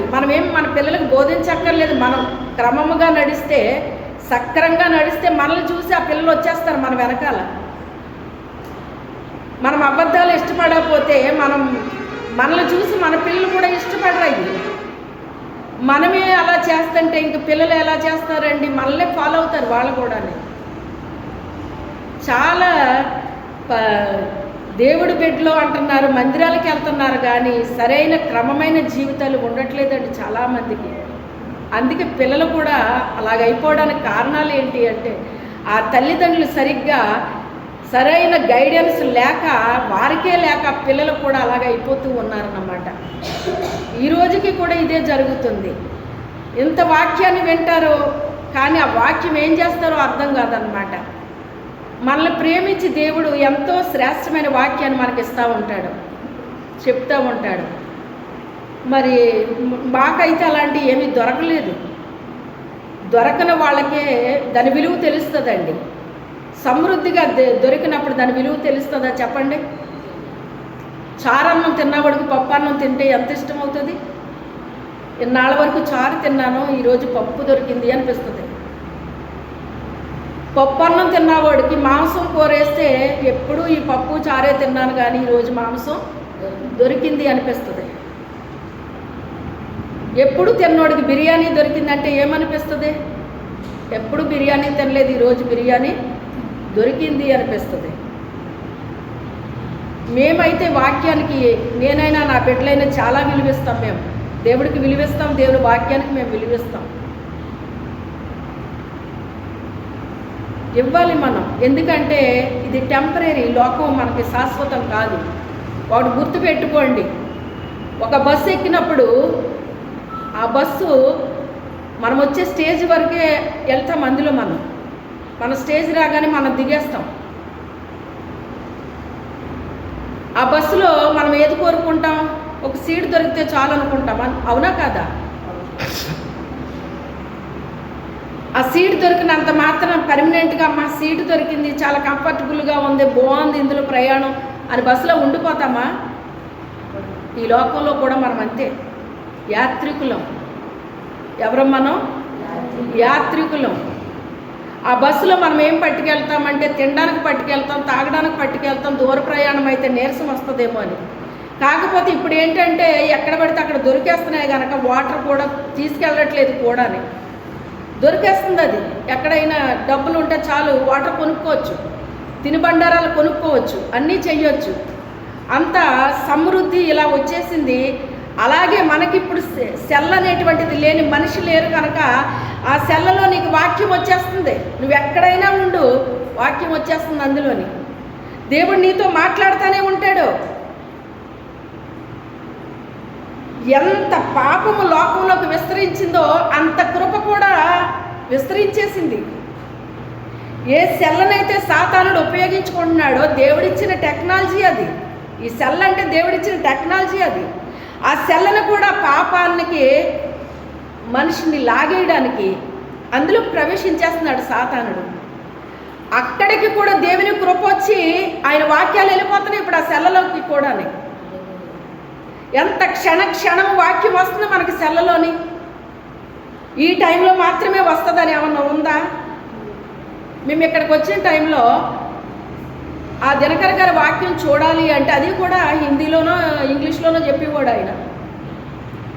యేసు పిలుచుచున్నాడని వచ్చేదండి. వారానికి ఒక్కసారి వస్తే ఆయన వాక్యం కోసం అలా పడిగాపులు పడేవాళ్ళం. ఆ టైముకి ఆ పనులన్నీ ముగించేసుకుని కూర్చునేవాళ్ళం అన్నమాట.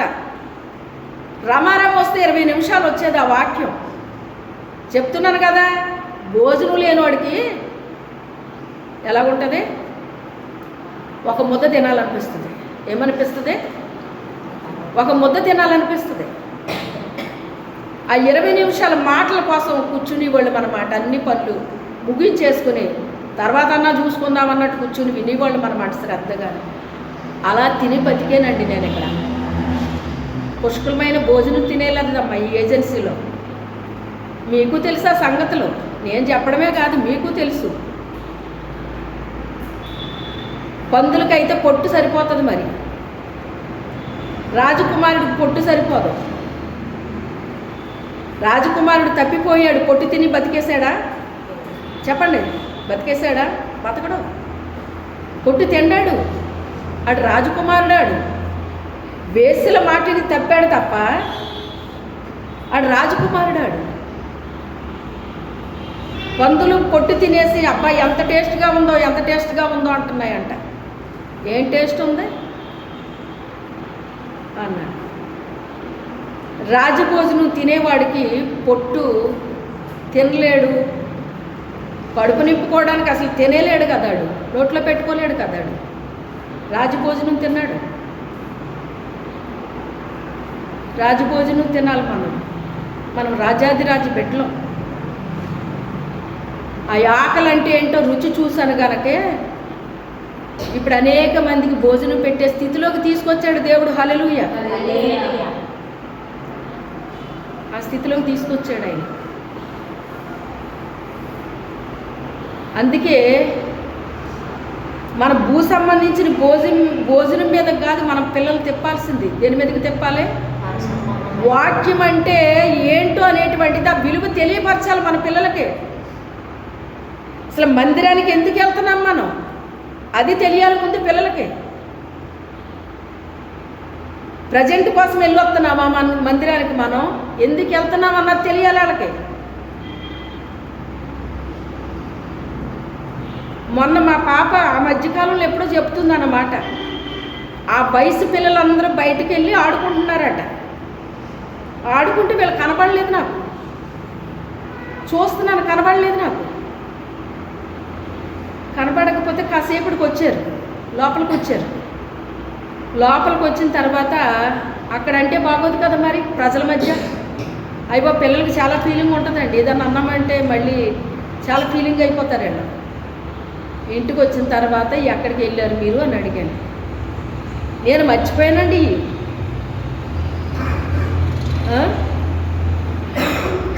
ఎక్కడికి వెళ్ళారు అంటే పిల్లలు ఆడుకుంటున్నారు, మమ్మల్ని రమ్మన్నారు, వెళ్ళాము అన్నారంట. అప్పుడు మరి ఏమన్నానో ఏంటో నాకు అసలు జ్ఞాపకమే లేదండి. మరి నాకు అసలు ఇంకొకసారి బయటికి వెళ్ళినట్టు మళ్ళీ చూసానా, అలా ఎలా ఉండదని వార్నింగ్ ఇచ్చావు మమ్మీ నువ్వు. ఇంకెప్పుడు వెళ్ళలేదు మేము అనేసి చెప్తుందన్నమాట. నేను చేసిన పనులన్నీ వాళ్ళకి గుర్తొస్తున్నాయంటండి అప్పుడప్పుడుని. ఎందుకంటే కొంతమంది దైవజనులు చెప్తున్నారంటే ఇప్పుడు వాళ్ళు చెప్తుంటే వాళ్ళకి గుర్తొస్తున్నాయంటండి. దేవుని మందిరానికి వెళ్ళింది దేవునితో గడపడానికి వెళ్ళాలమ్మా, బయటికి వెళ్ళి ఆడుకోవడానికి కాదు అని చెప్పి చాలా గట్టిగా నువ్వు మాకు క్లాస్ ఇస్తే ఇంకా మళ్ళీ మేము ఎప్పుడు కూడా వెళ్ళలేదు అని చెప్పింది అనమాట అండి. నేను ఎప్పుడు ఇచ్చాను క్లాసు? ఎన్ని సంవత్సరాలు అయింది? 30 ఏళ్ళ నాడు మాట. బుద్ధిమంతుడి కంట ఒక్క మాట లోతుగా నాటుకుంటుందటండి. ముందు దేవుడికి మనం రెస్పెక్ట్ ఇవ్వాలి. ఎవరో మనము రెస్పెక్ట్ ఇస్తే మన పిల్లలు రెస్పెక్ట్ ఇస్తారండి. గంటెల ప్రకాష్ గారు ఎంతమందికి తెలుసు? ఆయన ఒక్క బూతు వచ్చిందంటే ఆయన నోట్లో నుంచి, మీలో మాని పొగ అంటారు, ఎంతమందికి తెలుసు? మీకు తెలుసా? ఎలా పెడతారు దాన్ని?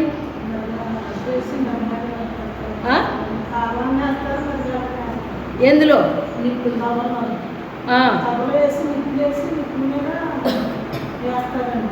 ఎప్పుడన్నా పెట్టారు మీ అమ్మగారు మీకు?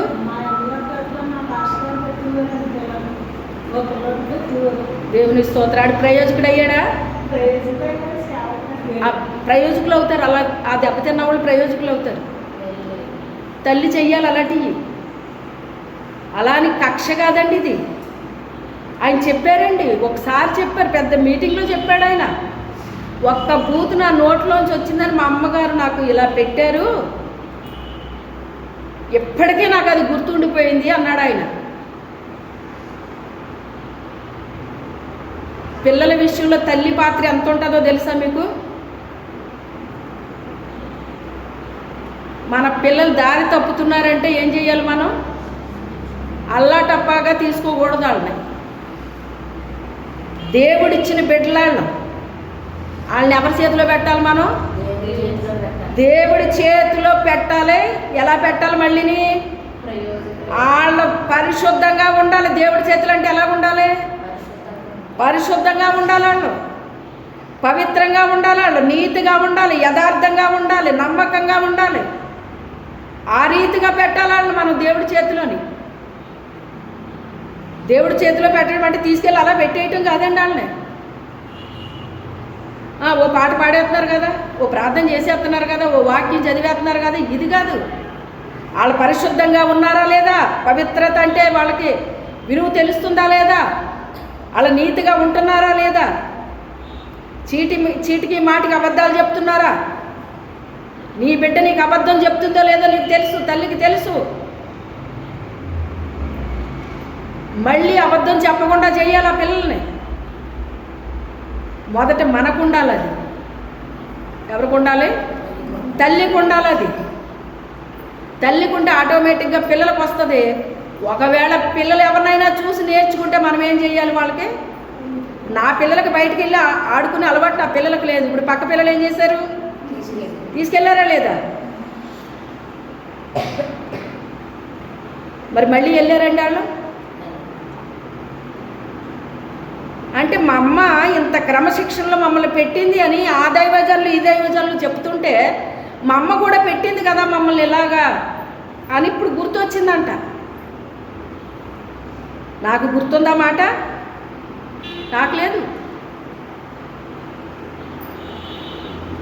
ఆ రీతిగా బిడ్డలో దేవుడు మనల్ని ప్రేమించి ఇచ్చాడు. వాళ్ళు మనకి మన మీద నమ్మకంతో ఇచ్చాడు. వాళ్ళు మనకి మనం సరిగ్గా పెంచుతామని ఇచ్చాడు ఆయన మనకి. పిల్లలు లేని వాళ్ళు చాలామంది ఉంటారు. కానీ మనకి ఇచ్చాడు అంటే ఆ పిల్లల్ని చక్కగా తీర్చిదిద్ది ఎక్కడ పెట్టాలి? దేవునికి అప్పగించాలి. వాళ్ళ మోసాలు చేసే వాళ్ళగా కానీ ఇంకో రకంగా వాళ్ళు ఉండకూడదండి. దేవుడు ఎందుకని సాక్ష్యం చెప్తున్నాడు? ఇప్పుడు దేవుడు సాక్ష్యం చెప్తాడని చేశాను అవన్నీ. నేను దేవుని యొక్క జీన్స్ మనలో ఉంటే అలాగే ఉంటాం. ఆయన రక్తంలో మనం కడగబడితే, ఆయన జీవాన్ని మనం పొందుకుంటే, సమృద్ధి జీవాన్ని పొందుకుంటే, ఆయన ఏ పవిత్రతలో ఉన్నాడో మనకి కూడా అదే పవిత్రత వచ్చేస్తుంది. హల్లెలూయా. తన ఘటాన్ని ఆయన కాపాడుకోలేదా? ఈ లోకంలో ఆయన మనిషిగానే కదా జన్మించాడు. ఈ లోకంలోని తనకు తాను రిక్తుడిగా జన్మించాడని ఉంటుంది వాక్యంలో. ఆయన ఏమి మహిమలతో పుట్టలేదు. ఆయన పరిశుద్ధాత్మతోనూ శక్తితోనూ ఆయన్ని ఏం చేశాడట? దేవుడు అభిషేకించానని ఉంటుందండి. నాట నుంచి దేవుని ఆత్మ ఆయన వాడుకోవడం ప్రారంభించింది. పరిశుద్ధాత్మ అంటే తెలియదు నాకు. 9 ఏళ్ల వయసులో 8 ఏళ్ల వయసులో నన్ను అభిషేకించాడు ఆయన. ఇక్కడికి వచ్చాక ఎల్లగొట్టేశారు. వాళ్ళు విశ్వాసులు కాదు, దైవజనులు ఎల్లగొట్టేశారు. పోయిన తర్వాత తెలిసిన దాని విలువ నా హృదయంలో నెమ్మది లేకుండా అయిపోయాను. నా చిన్న వయసు నుంచి నేను ఎంతో హ్యాపీగా నా హృదయంలో గొప్ప ఆనందం సంతోషాన్ని అనుభవించిన నేను ఒక రకమైన అలజడికి గురైపోయాను. నేను ఏంటి ఇలా ఉంటుంది ఏంటి? నా ఇంటి పరిస్థితులన్నీ బాగానే ఉన్నాయి, ఎప్పుడు ఎలా ఉన్నామో అలాగే ఉన్నాం, ఏమీ మారలేదు. కానీ నా లోపల ఏదో జరుగుతుంది. ఏంటి అలజడి? ఏంటి ఏదో నేను అనుభవిస్తున్నాను? ఏంటిది ఏం అర్థం కాలే. అప్పుడు దేవుడే మాట్లాడాడు నాతో. అప్పుడు దేవుడి దగ్గర క్షమాపణ అడిగాను. వాళ్ళది కాదు తప్పు, నాది తప్పు. వాళ్ళంటే అన్నారో నేనెందుకు అలా చెయ్యాలి? వాళ్ళ నమ్మకపోతే నేనెందుకు పోగొట్టుకోవాలి? నాది తప్పు ప్రభువా, వాళ్ళది కాదయ్యా తప్పు, నాదే తప్పు, నన్ను క్షమించయ్యా. ఈసారి నన్ను అభిషేకిస్తే పరలోకం నుంచి దేవదూత దిగొచ్చింది పరిశుద్ధాత్మ కాదు అని చెప్పినా కూడా నేను నమ్మను.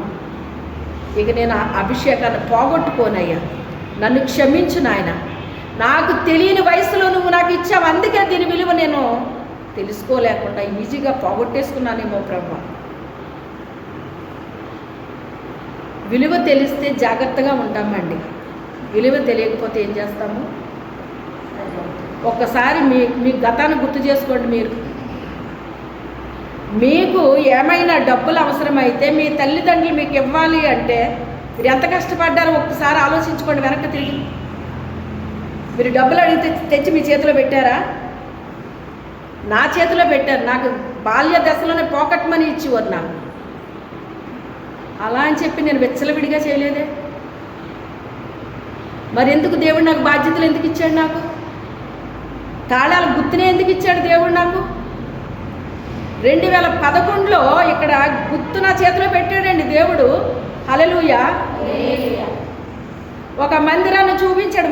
మొన్న నైటు ఒక మందిరాన్ని చూపించి, ఆ మందిరంలో ఒక స్త్రీ ఆవిడ సేవ చేసేదండి. ఆమె అది పాడు చేసేసిందంట. ఇందులో చెప్తే బాగోదు కానీ ఇప్పుడు దాన్ని నేను రైట్ చేసుకోవాలన్నమాట. ఆమె చేసిన సేవ ఏంటి అంటే ఆత్మల రక్షణ కొరకు కంటే వరాల మీద ఎక్కువ దృష్టి ఉండేది ఆవిడకి. హల్లెలూయా. నేను ఎప్పుడు మీకు వరాల గురించి ఎక్కువ దృష్టి చెప్తానా? మీకు వాక్యం మీదకి మీ దృష్టి మళ్ళిస్తాను నేను. వాక్యం అంటే దేవుని మీదకి మళ్ళిస్తాను నేను. వరాల మీదకి ఎప్పుడు మళ్ళించను. అలాంటి వరాలకు నేను వ్యతిరేకను కాదు. దేవుడు నాకే ఇచ్చాడు వరాలు. ఏ వరం ఎప్పుడు అప్లై చేయాలో ఆ రీతిగా అది నేను వాడతాను. నేను ఏ టైంలో ఆ వరం అవసరమో ఆ టైంలో నేను ఆ వరాన్ని వాడతాను నేను. అలా అని చెప్పి వరాల వైపుకి మిమ్మల్ని ఆకర్షింపజేయను. దేవుని వాక్యానికి మళ్ళిస్తాను మిమ్మల్ని. ఎందుకంటే వాక్యమే దేవుడు. ఆ వాక్యానికి మీ హృదయంలో స్థానం ఉంటే ఆయన మీలో నిలబడతాడని నా బాధ, నా ఆశ. అందుకని వాక్యం వైపు మళ్ళించడానికే ఇష్టపడతా ఉంటాను. ఆమె వరాల వైపు ఆకర్షించేది. అప్పుడే నాకు ఏంటి ఈవిడ ఎలా చేస్తుంది ఏంటి ఇలా చేస్తుంది ఏంటి అని ఎక్కడో ఒక మూల నాకు కరెక్ట్ కాదు అనే ఒక సంకేతం నాకు వస్తూ ఉండేది. దైవజనులు వాక్యాలు బోధించే టైంలో, అంటే మీటింగ్స్ టైంలో పెద్ద పెద్ద దైవజనులు మంచి వాక్యాలు చెప్తారండి. ఇప్పుడు కాదు, మా చిన్న వయసులో అంత ధారాళంగా వాక్యం లేదు కదా. ఆ టైంలో కూడా ఒక దైవజనుడు ఒక వాక్యం చెప్పినప్పుడు ఇది కరెక్ట్ కాదని నా మనసులో అనిపించినప్పుడు మా ఆత్మీయ తండ్రి గారు అన్నారు, ఒకరోజు వాక్యం అది కరెక్టో కాదో నీకు చెప్పబడతా ఉంటుందమ్మా, ఒక స్వరం నీకు వినబడతా ఉంటుంది. దైవజనులైనా కూడా చెప్పేది కరెక్టో కాదో నీకు ఒక స్వరం చెప్తూ ఉంటుంది, అది అవునో కాదో అన్నారు ఆయన. అవునండి అన్నాను. అదేంటి ఈయనకి ఎలా తెలుసు, నాకు ఇలాగే కదా జరుగుద్ది అని. మరలా అదే మాటని ఇంకొక దైవజనుడు ఎవరైనా చెప్పినప్పుడు ఇది కరెక్ట్ అని ఊరు ఆయన. హల్లెలూయా. ఆ దైవజనుడికి అది తెలియపరచబడలేదు. నేను ఆయనది తప్పని నేను చెప్పట్లేదు, ఆయన మంచి దైవజనుడే. ఆ విషయం ఆయనకి తెలియపరచబడలేదు, ఆయన చెప్పలేకపోయాడు ఆ పాయింట్. మరొక దైవజనుడికి తెలియపరిచాడు దేవుడు, ఆయన చెప్పాడు ఆ పాయింట్. ఇది కరెక్ట్ అని ఊరు ఆయన. అలాగే వాక్యం కూడా ఏది కరెక్టో ఏది కరెక్ట్ కాదో కూడా చెప్తా ఉండేవారు ఆయన. మరి ఇన్ని వాటిని సేకరించాను నేను దేవుని దగ్గర. మాస్టర్ అయిపోవాలంటే అయిపోతారండి? 1వ తరగతి మాస్టర్కే ఏమైనా ఎంఏ బీఈడీలు చదవాలా చెప్పండి? ఏం చదివితే అయిపోతారు? ఓ 35 ఏళ్ళు ఎంత అయ్యి ఉంటుందేమో. అన్ట్రైన్ టీచర్స్ అని వచ్చినాయి జాబులు. 10th పోయిన వాళ్ళకి అన్ట్రైన్ టీచర్స్ అని వేసారన్నమాట. ఆ మాస్టర్ ఏ క్లాస్కి వెళ్తాడో ఇంకా వాళ్ళకి అక్షరం ముక్కలు రావాలి. ఎందుకని? ఈయనకే సరిగ్గా లేదు చదువు. తక్కువ చదువుకున్నా కూడా జ్ఞానం కూడా ఉండాలి కదా. దానికి దైవ జ్ఞానం మనకి మిళితమైతే ఇంకా బాగుంటుంది అన్నమాట. శరీరానుసరమైన చదువుకి తెలివి ఉండాలి, జ్ఞానం ఉండాలి, వాళ్ళకి ఇంట్రెస్ట్ ఉండాలి. ఆడు స్కూల్కి రెగ్యులర్గా వెళ్ళాలి. వెళ్తే సరిపోలేదు, వాడు వినాలి. వింటే సరిపోలేదు, వాడికి గుర్తుండాలి. ఎన్ని ఉంటాయి వాడికి? చాలా ఉంటాయి. ఇంటి దగ్గర ఫుడ్ ఎట్టలేదు వాడికి, ఆకలి ఎత్తది ఇదా? ఆకలి వేసినోడికి బుర్ర పెట్టగలడు అక్కడ. అందుకే పిల్లలకి ఏం చేయాలంట? ఫుడ్ పెట్టాలటండి. ఎలా పెట్టాలి? స్కూల్కి వెళ్ళి నిద్రపోయేలా పెట్టకూడదు, ఆడ ఆకలితో ఉండకుండా పెట్టాలి. నిద్ర వచ్చేలా కాదు. మనం బిర్యానీలు చికెన్లు పెట్టేస్తే క్లాస్లోకి వెళ్ళి ఏమవుతుంది వాళ్ళకి? నిద్ర వస్తే చదువుతారా? ఎక్కుతుంది అది, వాళ్ళు చెప్పేది ఎక్కుద్దా వీళ్ళకి? ఎన్ని ఉంటాయి మరి ఇందులోని? మీ తల్లిదండ్రులు అలా చేసుంటే మీరు ఎలా చదువుతారా? అప్పుడు మీకు కడుపులో ఏం చేశారు? అందులో కాల్చారు. ఏం చేశారు? అందుకే శ్రద్ధ ఎక్కువైంది. ఏమైంది? శ్రద్ధ ఎక్కువైంది. ఇప్పుడు మీ పిల్లలకి ఏమైంది? ఫుడ్ ఎక్కువైంది. అలా అని చెప్పి వాళ్ళ కడుపులు కాల్చమని నేను చెప్పట్లేదు. ఎంతవరకు ఏది పెట్టాలో అది తెలియాలి. అన్ని రకాలు టేస్ట్ చేయాలి.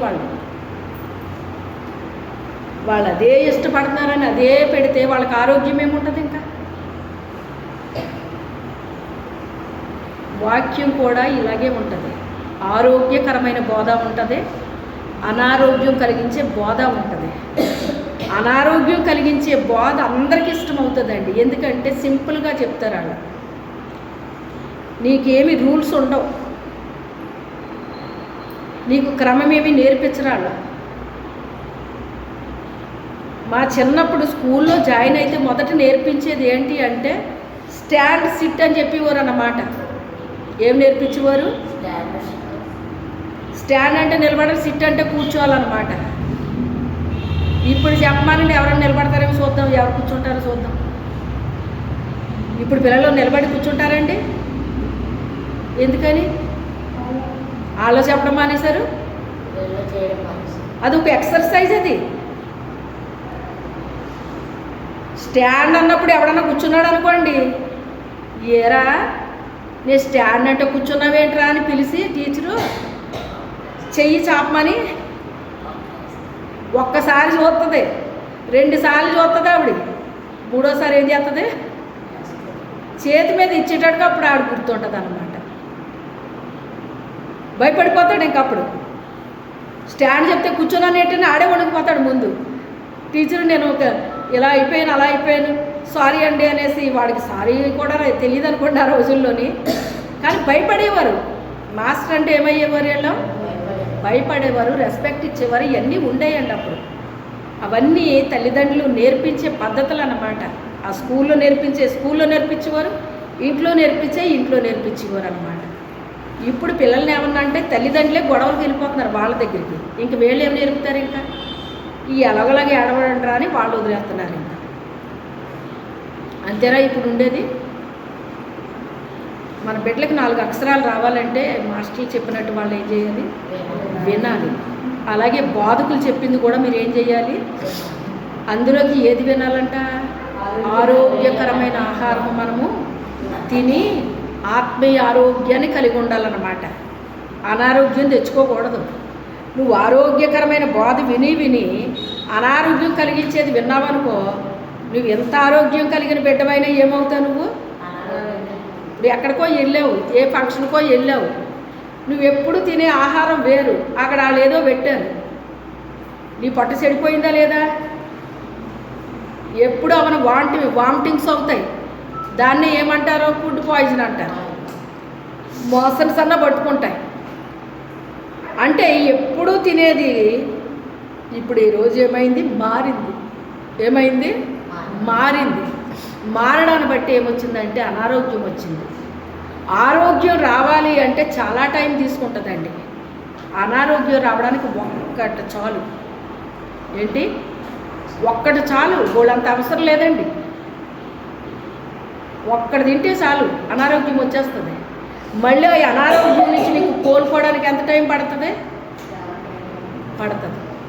అందుకే ఆరోగ్యం కలిగిన మనస్సు మనం కలిగి ఉండాలట. ఆరోగ్యకరమైన బోధన మనము వినాలటండి.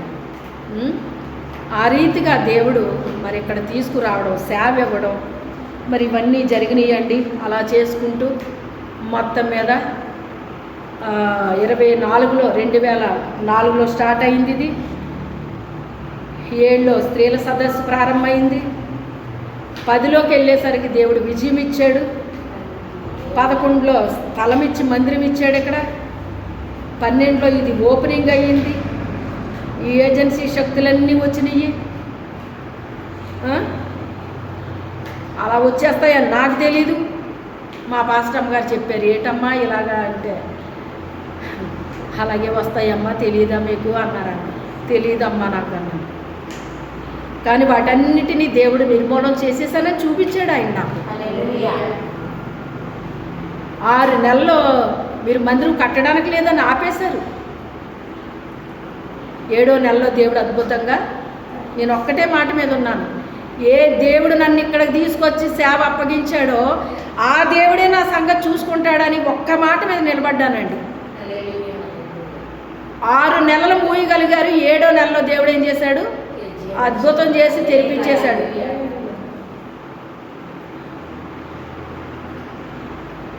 మనకి అన్ని విషయాల్లో పట్టుదల ఉంటుందండి, దేవుడి విషయంలో తప్ప. వేరే విషయాల్లో కాదండి ఉండాల్సిన పట్టుదల. ఎందులో ఉండాలి? వేరే విషయాల్లో కొన్ని వాటిల్లో ఉండాలనుకోండి, కానీ ఎందులో ముఖ్యంగా ఉండాలి? దేవుల్లో ముఖ్యంగా ఉండాలి. అప్పుడు కొంతమంది వచ్చి నన్ను అంటారు కదా, సేవకులతో సహితం ఏమంటున్నారంటే, సాధించేశారండి మేడం గారు, మీరు సాధించేశారు అన్యులు అంటున్నారు. వచ్చి నేను సాధించడం ఏంటండి అన్నాను. నాకు తెలియదు. ఇది ఆయన వల్ల అవ్వలేదు కానండి, మా వారి వల్ల. ఆయన వల్ల కాదు కానండి, ఇది మీ వల్లే జరిగింది. ఇది సైతానికి తెలుసండి. మరి ఎవరి ద్వారా ఏం జరుగుతుందో ఎవరికి తెలుసు? వాడికి బాగా తెలుసు. మీ వల్లే జరిగిందండి, ఎలాగైనా మొత్తం మీద తెరిపించేశారండి అంటున్నాడు. అప్పుడు ఓహో, ఈ స్వరం ఏదో కొంచెం తేడాగా ఉందని నేనెంతటి దాన్నండి తెరిపించడానికే నా దేవుడు తెరిపించాడండి అన్నాను నేను. నేనెంత దాన్ని నా వల్ల అవుతుందా? నా వల్ల అవ్వలేదు, ఇది నా దేవుడు దీన్ని తెరిపించాడండి. ఆయన చేసిన కార్యం అండి ఇది, నా వల్ల అవ్వలేదండి ఇది అన్నాను. ఎలాగైనానండి అనుకుంటా వెళ్ళిపోయాడు ఆయన.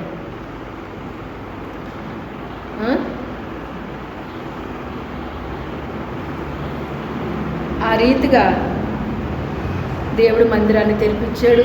తర్వాత ఇక్కడికి వచ్చిన తర్వాత ఒక రకంగా చెప్పాలి అంటే ఒక టీం దిగింది. ఎక్కడి నుంచి? ఆకాశ మండలంలో ఉండే దురాత్మ శక్తులు టీం వచ్చినాయి అని ప్రభు చూపించారు నాకు. చూపించేటప్పటికి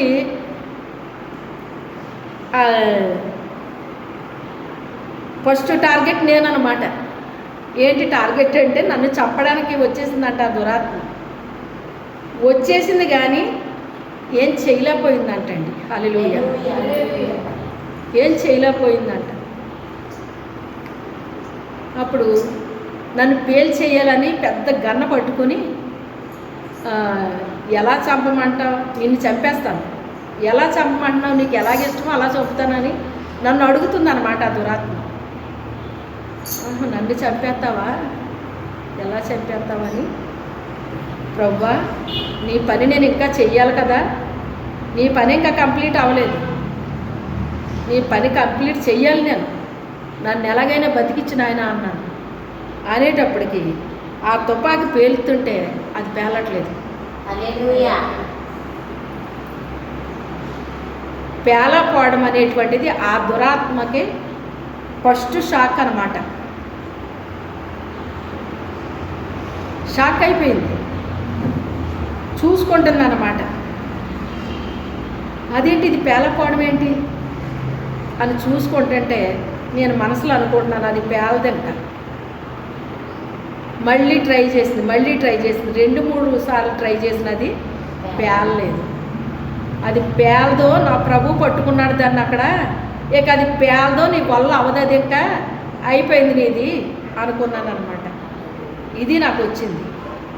ఆ తర్వాత ఆ దురాత్మలన్నీ కూడా దండెత్తుకొచ్చినట్టు వచ్చేసినట్టు చూపించారు ప్రభు నాకు. ఆ తర్వాత ఒక్కొక్క దురాత్మ కూడా అటాక్ ప్రారంభించింది నా మీద. హల్లెలూయా. ఒక్కొక్కటి ఒక్కో రకంగా నా మీద అటాక్ ప్రారంభించింది. అది ఈ మందిరం కట్టిన తర్వాత నేను ఎదుర్కొన్నాయి అయ్యండి. హల్లెలూయా. అది ఎక్కడుంది? మనకి ఎఫెసీ పత్రికలో ఉంటుంది. అది ఆకాశ మండలంలో ఉన్న దురాత్మ శక్తులతో మీరు పోరాడాలి అని. ఈరోజు వచ్చిన పాటలో ఆ యొక్క విశ్వాసం అనే డాల్ని పట్టుకుంటే దాని మీద బాణాలు వచ్చి గుచ్చుకున్నాయి అన్నమాట, గుచ్చుకుని పడిపోతున్నాయి. అలా చూపించారు ఆ పాటలో. అంటే అన్ని దురాత్మలు నీ మీద అగ్ని బాణాలు వేసినాయి అమ్మ, కానీ ఏమైనాయి? దానికి తగిలి ఏమైపోతుందని ఉంది. వాడు వేసిన అగ్ని బాణాలు దానికి తగిలి చల్లారిపోతుంది. అదే కదా జరిగింది. అంటే నేను కాలి బూడిదైపోవాలి. ఆ బాణం ఎలాంటిది? అది ఒక్కోటిని నన్ను కాల్చి బూడిద చేసేసే బాణాలయ్యి. కానీ ఈ విశ్వాసం అనే డాలుని నేను ఎప్పుడైతే పట్టుకున్నానో, బాణం అయితే వేసేస్తున్నాడు కానీ అది ఏమైపోతుంది? దానికి తగిలేది అది. విశ్వాసం అనేటువంటిది అది 2 ఆటల్లో ఉంటుందండి, గుర్తుపెట్టుకోండి. వరాల్లో ఒక వరము, ఫలాల్లో ఒక ఫలమునండి. విశ్వాసం అనేటువంటిది. అందుకే ఆ విశ్వాసం అనేటువంటిది కూడా మనము కలిగి ఉండాలి. అది మనకి దుష్టుడు వేసే అగ్ని బాణాలు ఆర్పడానికి మనకి ఏమవుతుంది, అది మనకి ఉపయోగపడుతుంది. ఇది నేను హైదరాబాద్ వెళ్ళినప్పుడు అవన్నీ అలా పెట్టారన్నమాట అండి. అప్పుడు చూశాను నేను దాన్ని. పైన రాశారనమాట ఒక్కొక్కటి ఆ ఆయుధం ఏంటి పైన రాశారనమాట. అప్పుడు చూశాను నేను. అది చెప్తే వెంటనే తప్ప అప్పటి వరకు నేను చూడలేదు దాన్ని. అది రౌండ్గా ఉందన్నమాట అండి.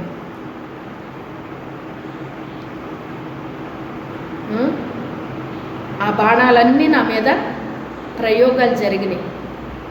కానీ నా దేవుడు చెప్తుంది ఏంటి అంటే, ఈ సంవత్సరంలో దేవుడు నాకు విజయాలు పొందుతావు. ఎక్కడ నువ్వు తల తిప్పుకున్నావో అక్కడే నీ తల పైకెత్తుతాను. ఇప్పుడు మొన్న వచ్చింది ఏంటి, ఒక ఆవిడ మొత్తం అంతా పాడు చేసేసిందమ్మా. ఇప్పుడు నువ్వు దాన్ని ఎలా చెయ్యాలి, ఇప్పుడు దాన్ని బాగు చేయాలనుకున్నాను దాన్ని. కానీ వెంటనే నాకు ఒక ఆలోచన వచ్చిందన్నమాట. అది బాగు చేసినా బాగయ్యేది కాదు. అది బాగు చేసినా. నేను ఒక ప్రశ్న మిమ్మల్ని అడుగుతాను, మీరు జవాబు చెప్పండి. మీ ఇంట్లో దుప్పట్లు ఉంటాయి కదా, బెడ్షీట్లు ఉతకగలరా లేదా? చెప్పండి, టకటకా చెప్పే టైం అయిపోతుంది. రగ్గు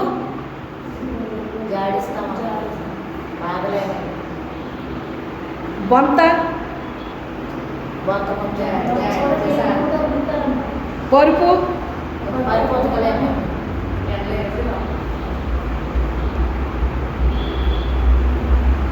ఉతకగలరా ఎవరన్నానే? ఆ పరుపు అంతా ఒక పెద్ద ఆవిడ పాడు చేసేసింది. ఇది వెళ్ళేసి దాన్ని ఎవరైనా ఏమైనా చేయగలరా? మరి ఏం చేయొచ్చు?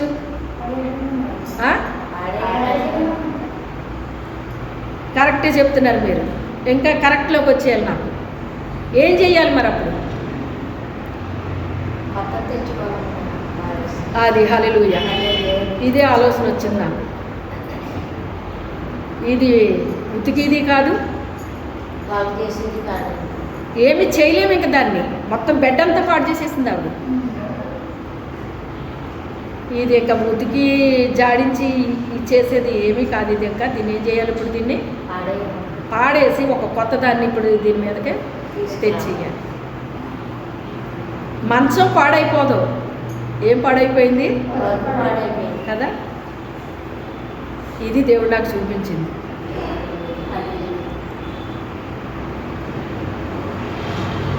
దేవుడు నాకు ఆయన ఒకటి తెలియపరిచాడు అంటే, ఎన్ని సంవత్సరాల నాడు నాకు చూపించాడో ఈ విషయాన్ని. ఇప్పుడు కొత్తగా ఇలా చేసింది ఆమె. దీన్ని నువ్వేం చేస్తావు దీన్ని అంటే, అప్పుడు నేను ఏదో కొద్దో గొప్ప అనుకున్నాను, కానీ మొత్తం బెడ్ అంతా పాడు చేసేసిందంట. ఇది ఉపయోగించడానికి అది రోత కదమ్మా. రోత అనేటువంటిది ఎలాగుంటుంది చెప్పండి? మీరు ఇల్లంతా నీట్గా పెట్టుకున్నారు, కొంచెం రోత ఎక్కడో ఉంది. అప్పుడు మీరు ఆ లోపలికి వెళ్ళగానే మీకు ఏం వాసన వస్తుంది? నువ్వు స్ప్రే చేసావు ఇల్లంతానే, దాన్ని కవర్ చేయగలవా? ఆ రోత అనేటువంటి స్మెల్ అనేటువంటిది మనల్ని అడుగు పెట్టనివ్వదు లోపలికి. అవునా కదా?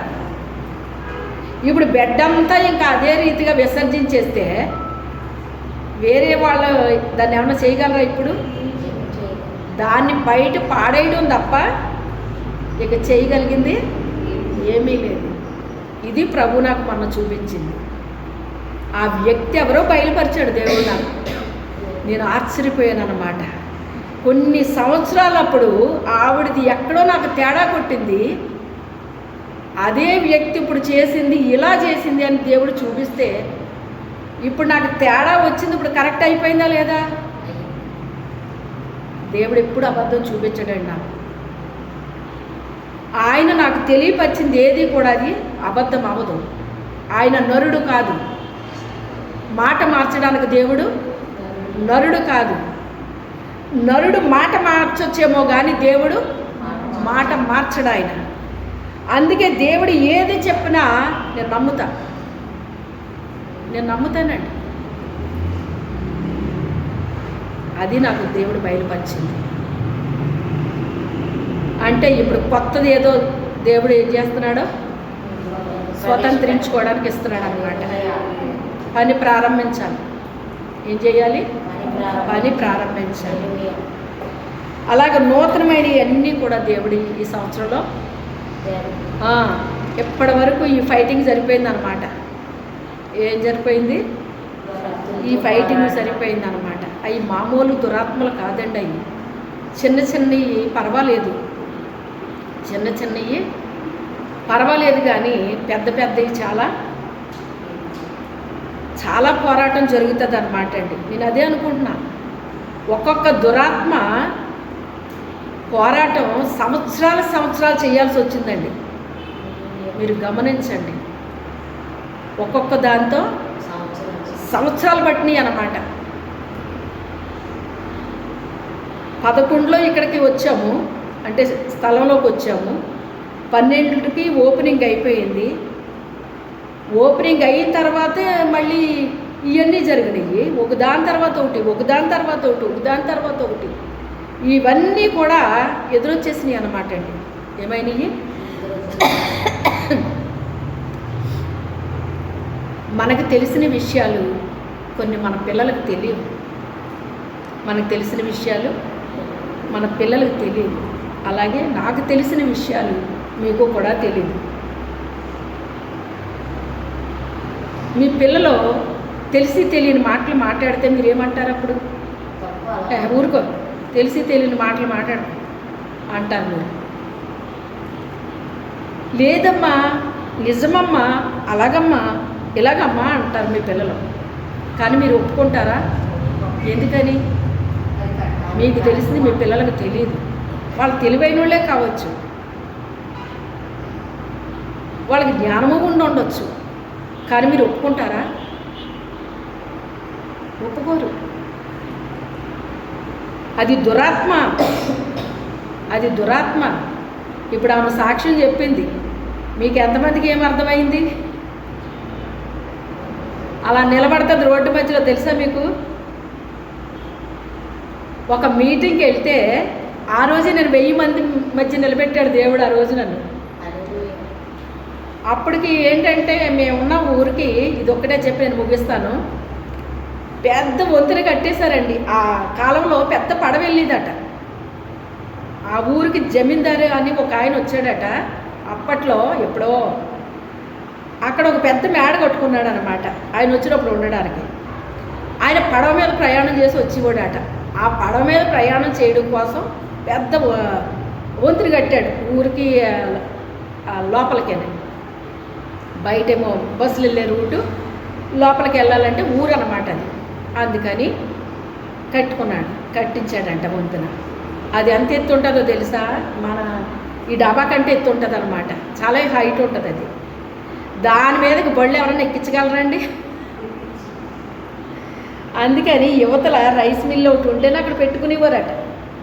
మా నాయగారికి ఆ విషయం తెలియక ఈ లోనా కొడుకున్నాడు. లోన అయితే ఎక్కించవచ్చు, పెద్ద బళ్ళు అయితే ఎక్కించలేమనుకుని ఈ లోనా కొనుక్కున్నారు. ఆ లోనా మీద వెళ్ళామండి మేము. ఎందుకని 1 గంట పైన ప్రయాణం ఉంటుంది. ఆ ఊరంతా వెళ్ళిపోయాము. ఇంకా లోపలికి వెళ్ళే దగ్గర ఇసుకలాగా ఉందన్నమాట అండి. ఇసుక మీద బండి నడుస్తుందండి. మొత్తం మీద 3-4 సార్లు నన్ను పడేసేసారు అయ్యగారు.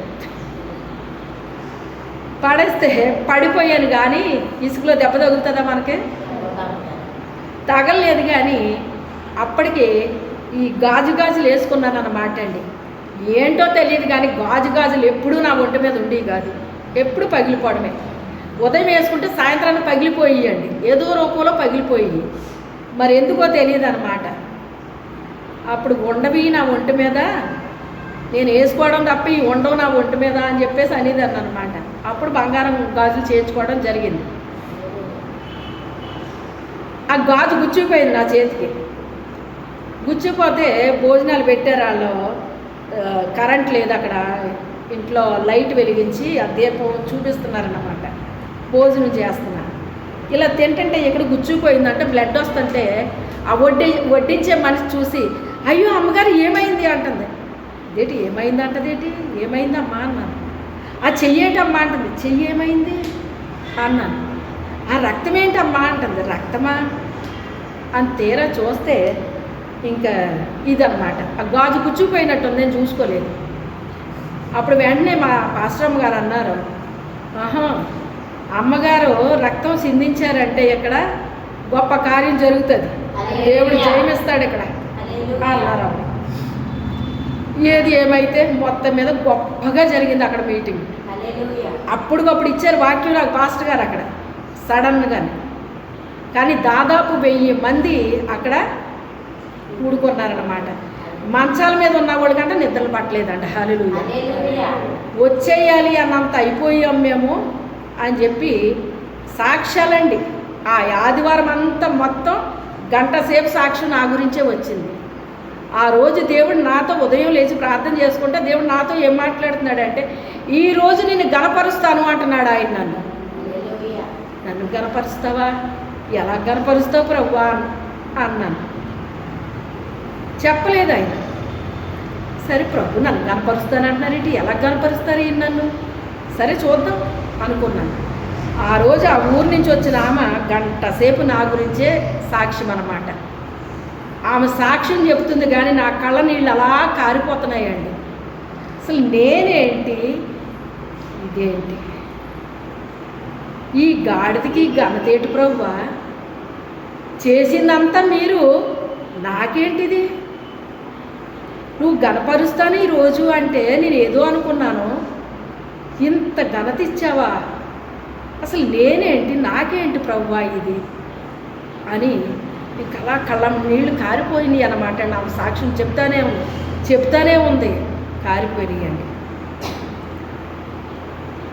తిరిగి వచ్చేటప్పుడు మేము వచ్చేసాము. రాత్రి ఇంటికి వచ్చేసరికి మాకు తెల్లవారు 5 ఎంత అయింది. ఎందుకంటే మరి అయ్యగారు డ్యూటీకి వెళ్ళిపోవాలి కదా, అందుకని వచ్చేసాం. మా వెనకాల ఓ 3-4 బళ్ళు బయలుదేరినాయి అటండి. అందులో 2 బళ్ళు రోడ్డు మధ్యలో తాడి చెట్టు నిలబడింది అంటండి. రోడ్డు మధ్యలో తాడి చెట్టు ఉంటుందండి ఎక్కడన్నా, దాన్ని గుద్దేసుకుని పళ్ళు రాలిపోయి హాస్పిటల్లో జాయిన్ అయ్యారు. శారా గారు వెళ్ళారు కదా, వాళ్ళు వెళ్ళిపోయారు కదా, వాళ్ళు ఎలా ఉన్నారో ఏటో అని చెప్పేసి ఫాస్ట్ గారు వాళ్ళు మా ఇంటికి వచ్చారు. వీళ్ళు తీసుకెళ్ళి హాస్పిటల్లో జాయిన్ చేసేసి వాళ్ళందరూనే అక్కడ ఉండి ఆ నైట్కి మరుసటి రోజు పొద్దున్న ఈ శారా గారు ఈ జై గారు ఎలా ఉన్నారో ఏంటో, వీళ్ళు వెళ్ళారు కదా అని మమ్మల్ని చూడటానికి వస్తే మేము బాగానే ఉన్నాం. అప్పుడు ఇదేంటి రాత్రి కదా జరిగింది, ఇప్పుడు వచ్చారేంటి పాస్టర్ గారు అని నేను ఆశ్చర్యంగా పలకరించాము. వందనాలు చెప్పుకున్నాము. ఏంటమ్మా మీరు బాగానే ఉన్నారా అంటున్నారు. బాగానే ఉన్నాం పాస్టర్ గారు, ఏమైందండి అన్నాం. ఇలా జరిగిందమ్మా, దేవుడు మిమ్మల్ని క్షేమంగా తీసుకొచ్చేశారు, పలానా వాళ్ళు హాస్పిటల్లో జాయిన్ చేసామమ్మా, పళ్ళు కూడా ఊడిపోయినాయి వాళ్ళకి అన్నారు. కొన్ని శక్తులు దారికి మధ్యలో నిలబడతాయి. రోడ్డు కూడానే చీల్చబడిపోయినట్టు కనపడుతుంది అటండి. ఇలా చాలా రకాలు ఉంటాయి అన్నమాట, తెలుసా. అందుకే ఉదయాన్నే లేచి ఏం చేయాలి, మీరు ప్రార్థన చెయ్యాలి. ప్రార్థన పరిస్థితుల్ని మారుస్తుంది. ఆ అమ్మాయి మొక్కం చూస్తే ఆ అబ్బాయికి ప్రశాంతంగా అయిపోతాం ఏంటి, ఎందుకు అయిపోయాడు.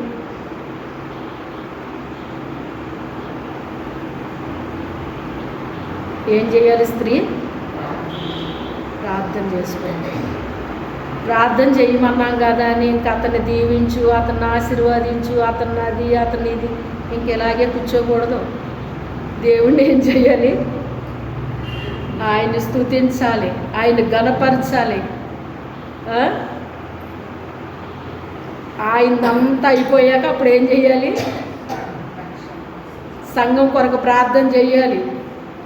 సంఘ అభివృద్ధి కొరకు ప్రార్థన చేయాలి, గ్రామ రక్షణ కొరకు ప్రార్థన చేయాలి, దేశ రక్షణ కొరకు ప్రార్థన చేయాలి, లాస్ట్ మన కుటుంబం కోసం చేసుకోవాలి. అర్థమైందా? మనం ఏం చేస్తామంటే ముందే కుటుంబాన్ని పెట్టేసుకుంటాం. పెట్టేస్తున్నారా? ముందు నేను, నా భర్త, నా పిల్లలు ఇలా పెట్టుకుంటున్నారా?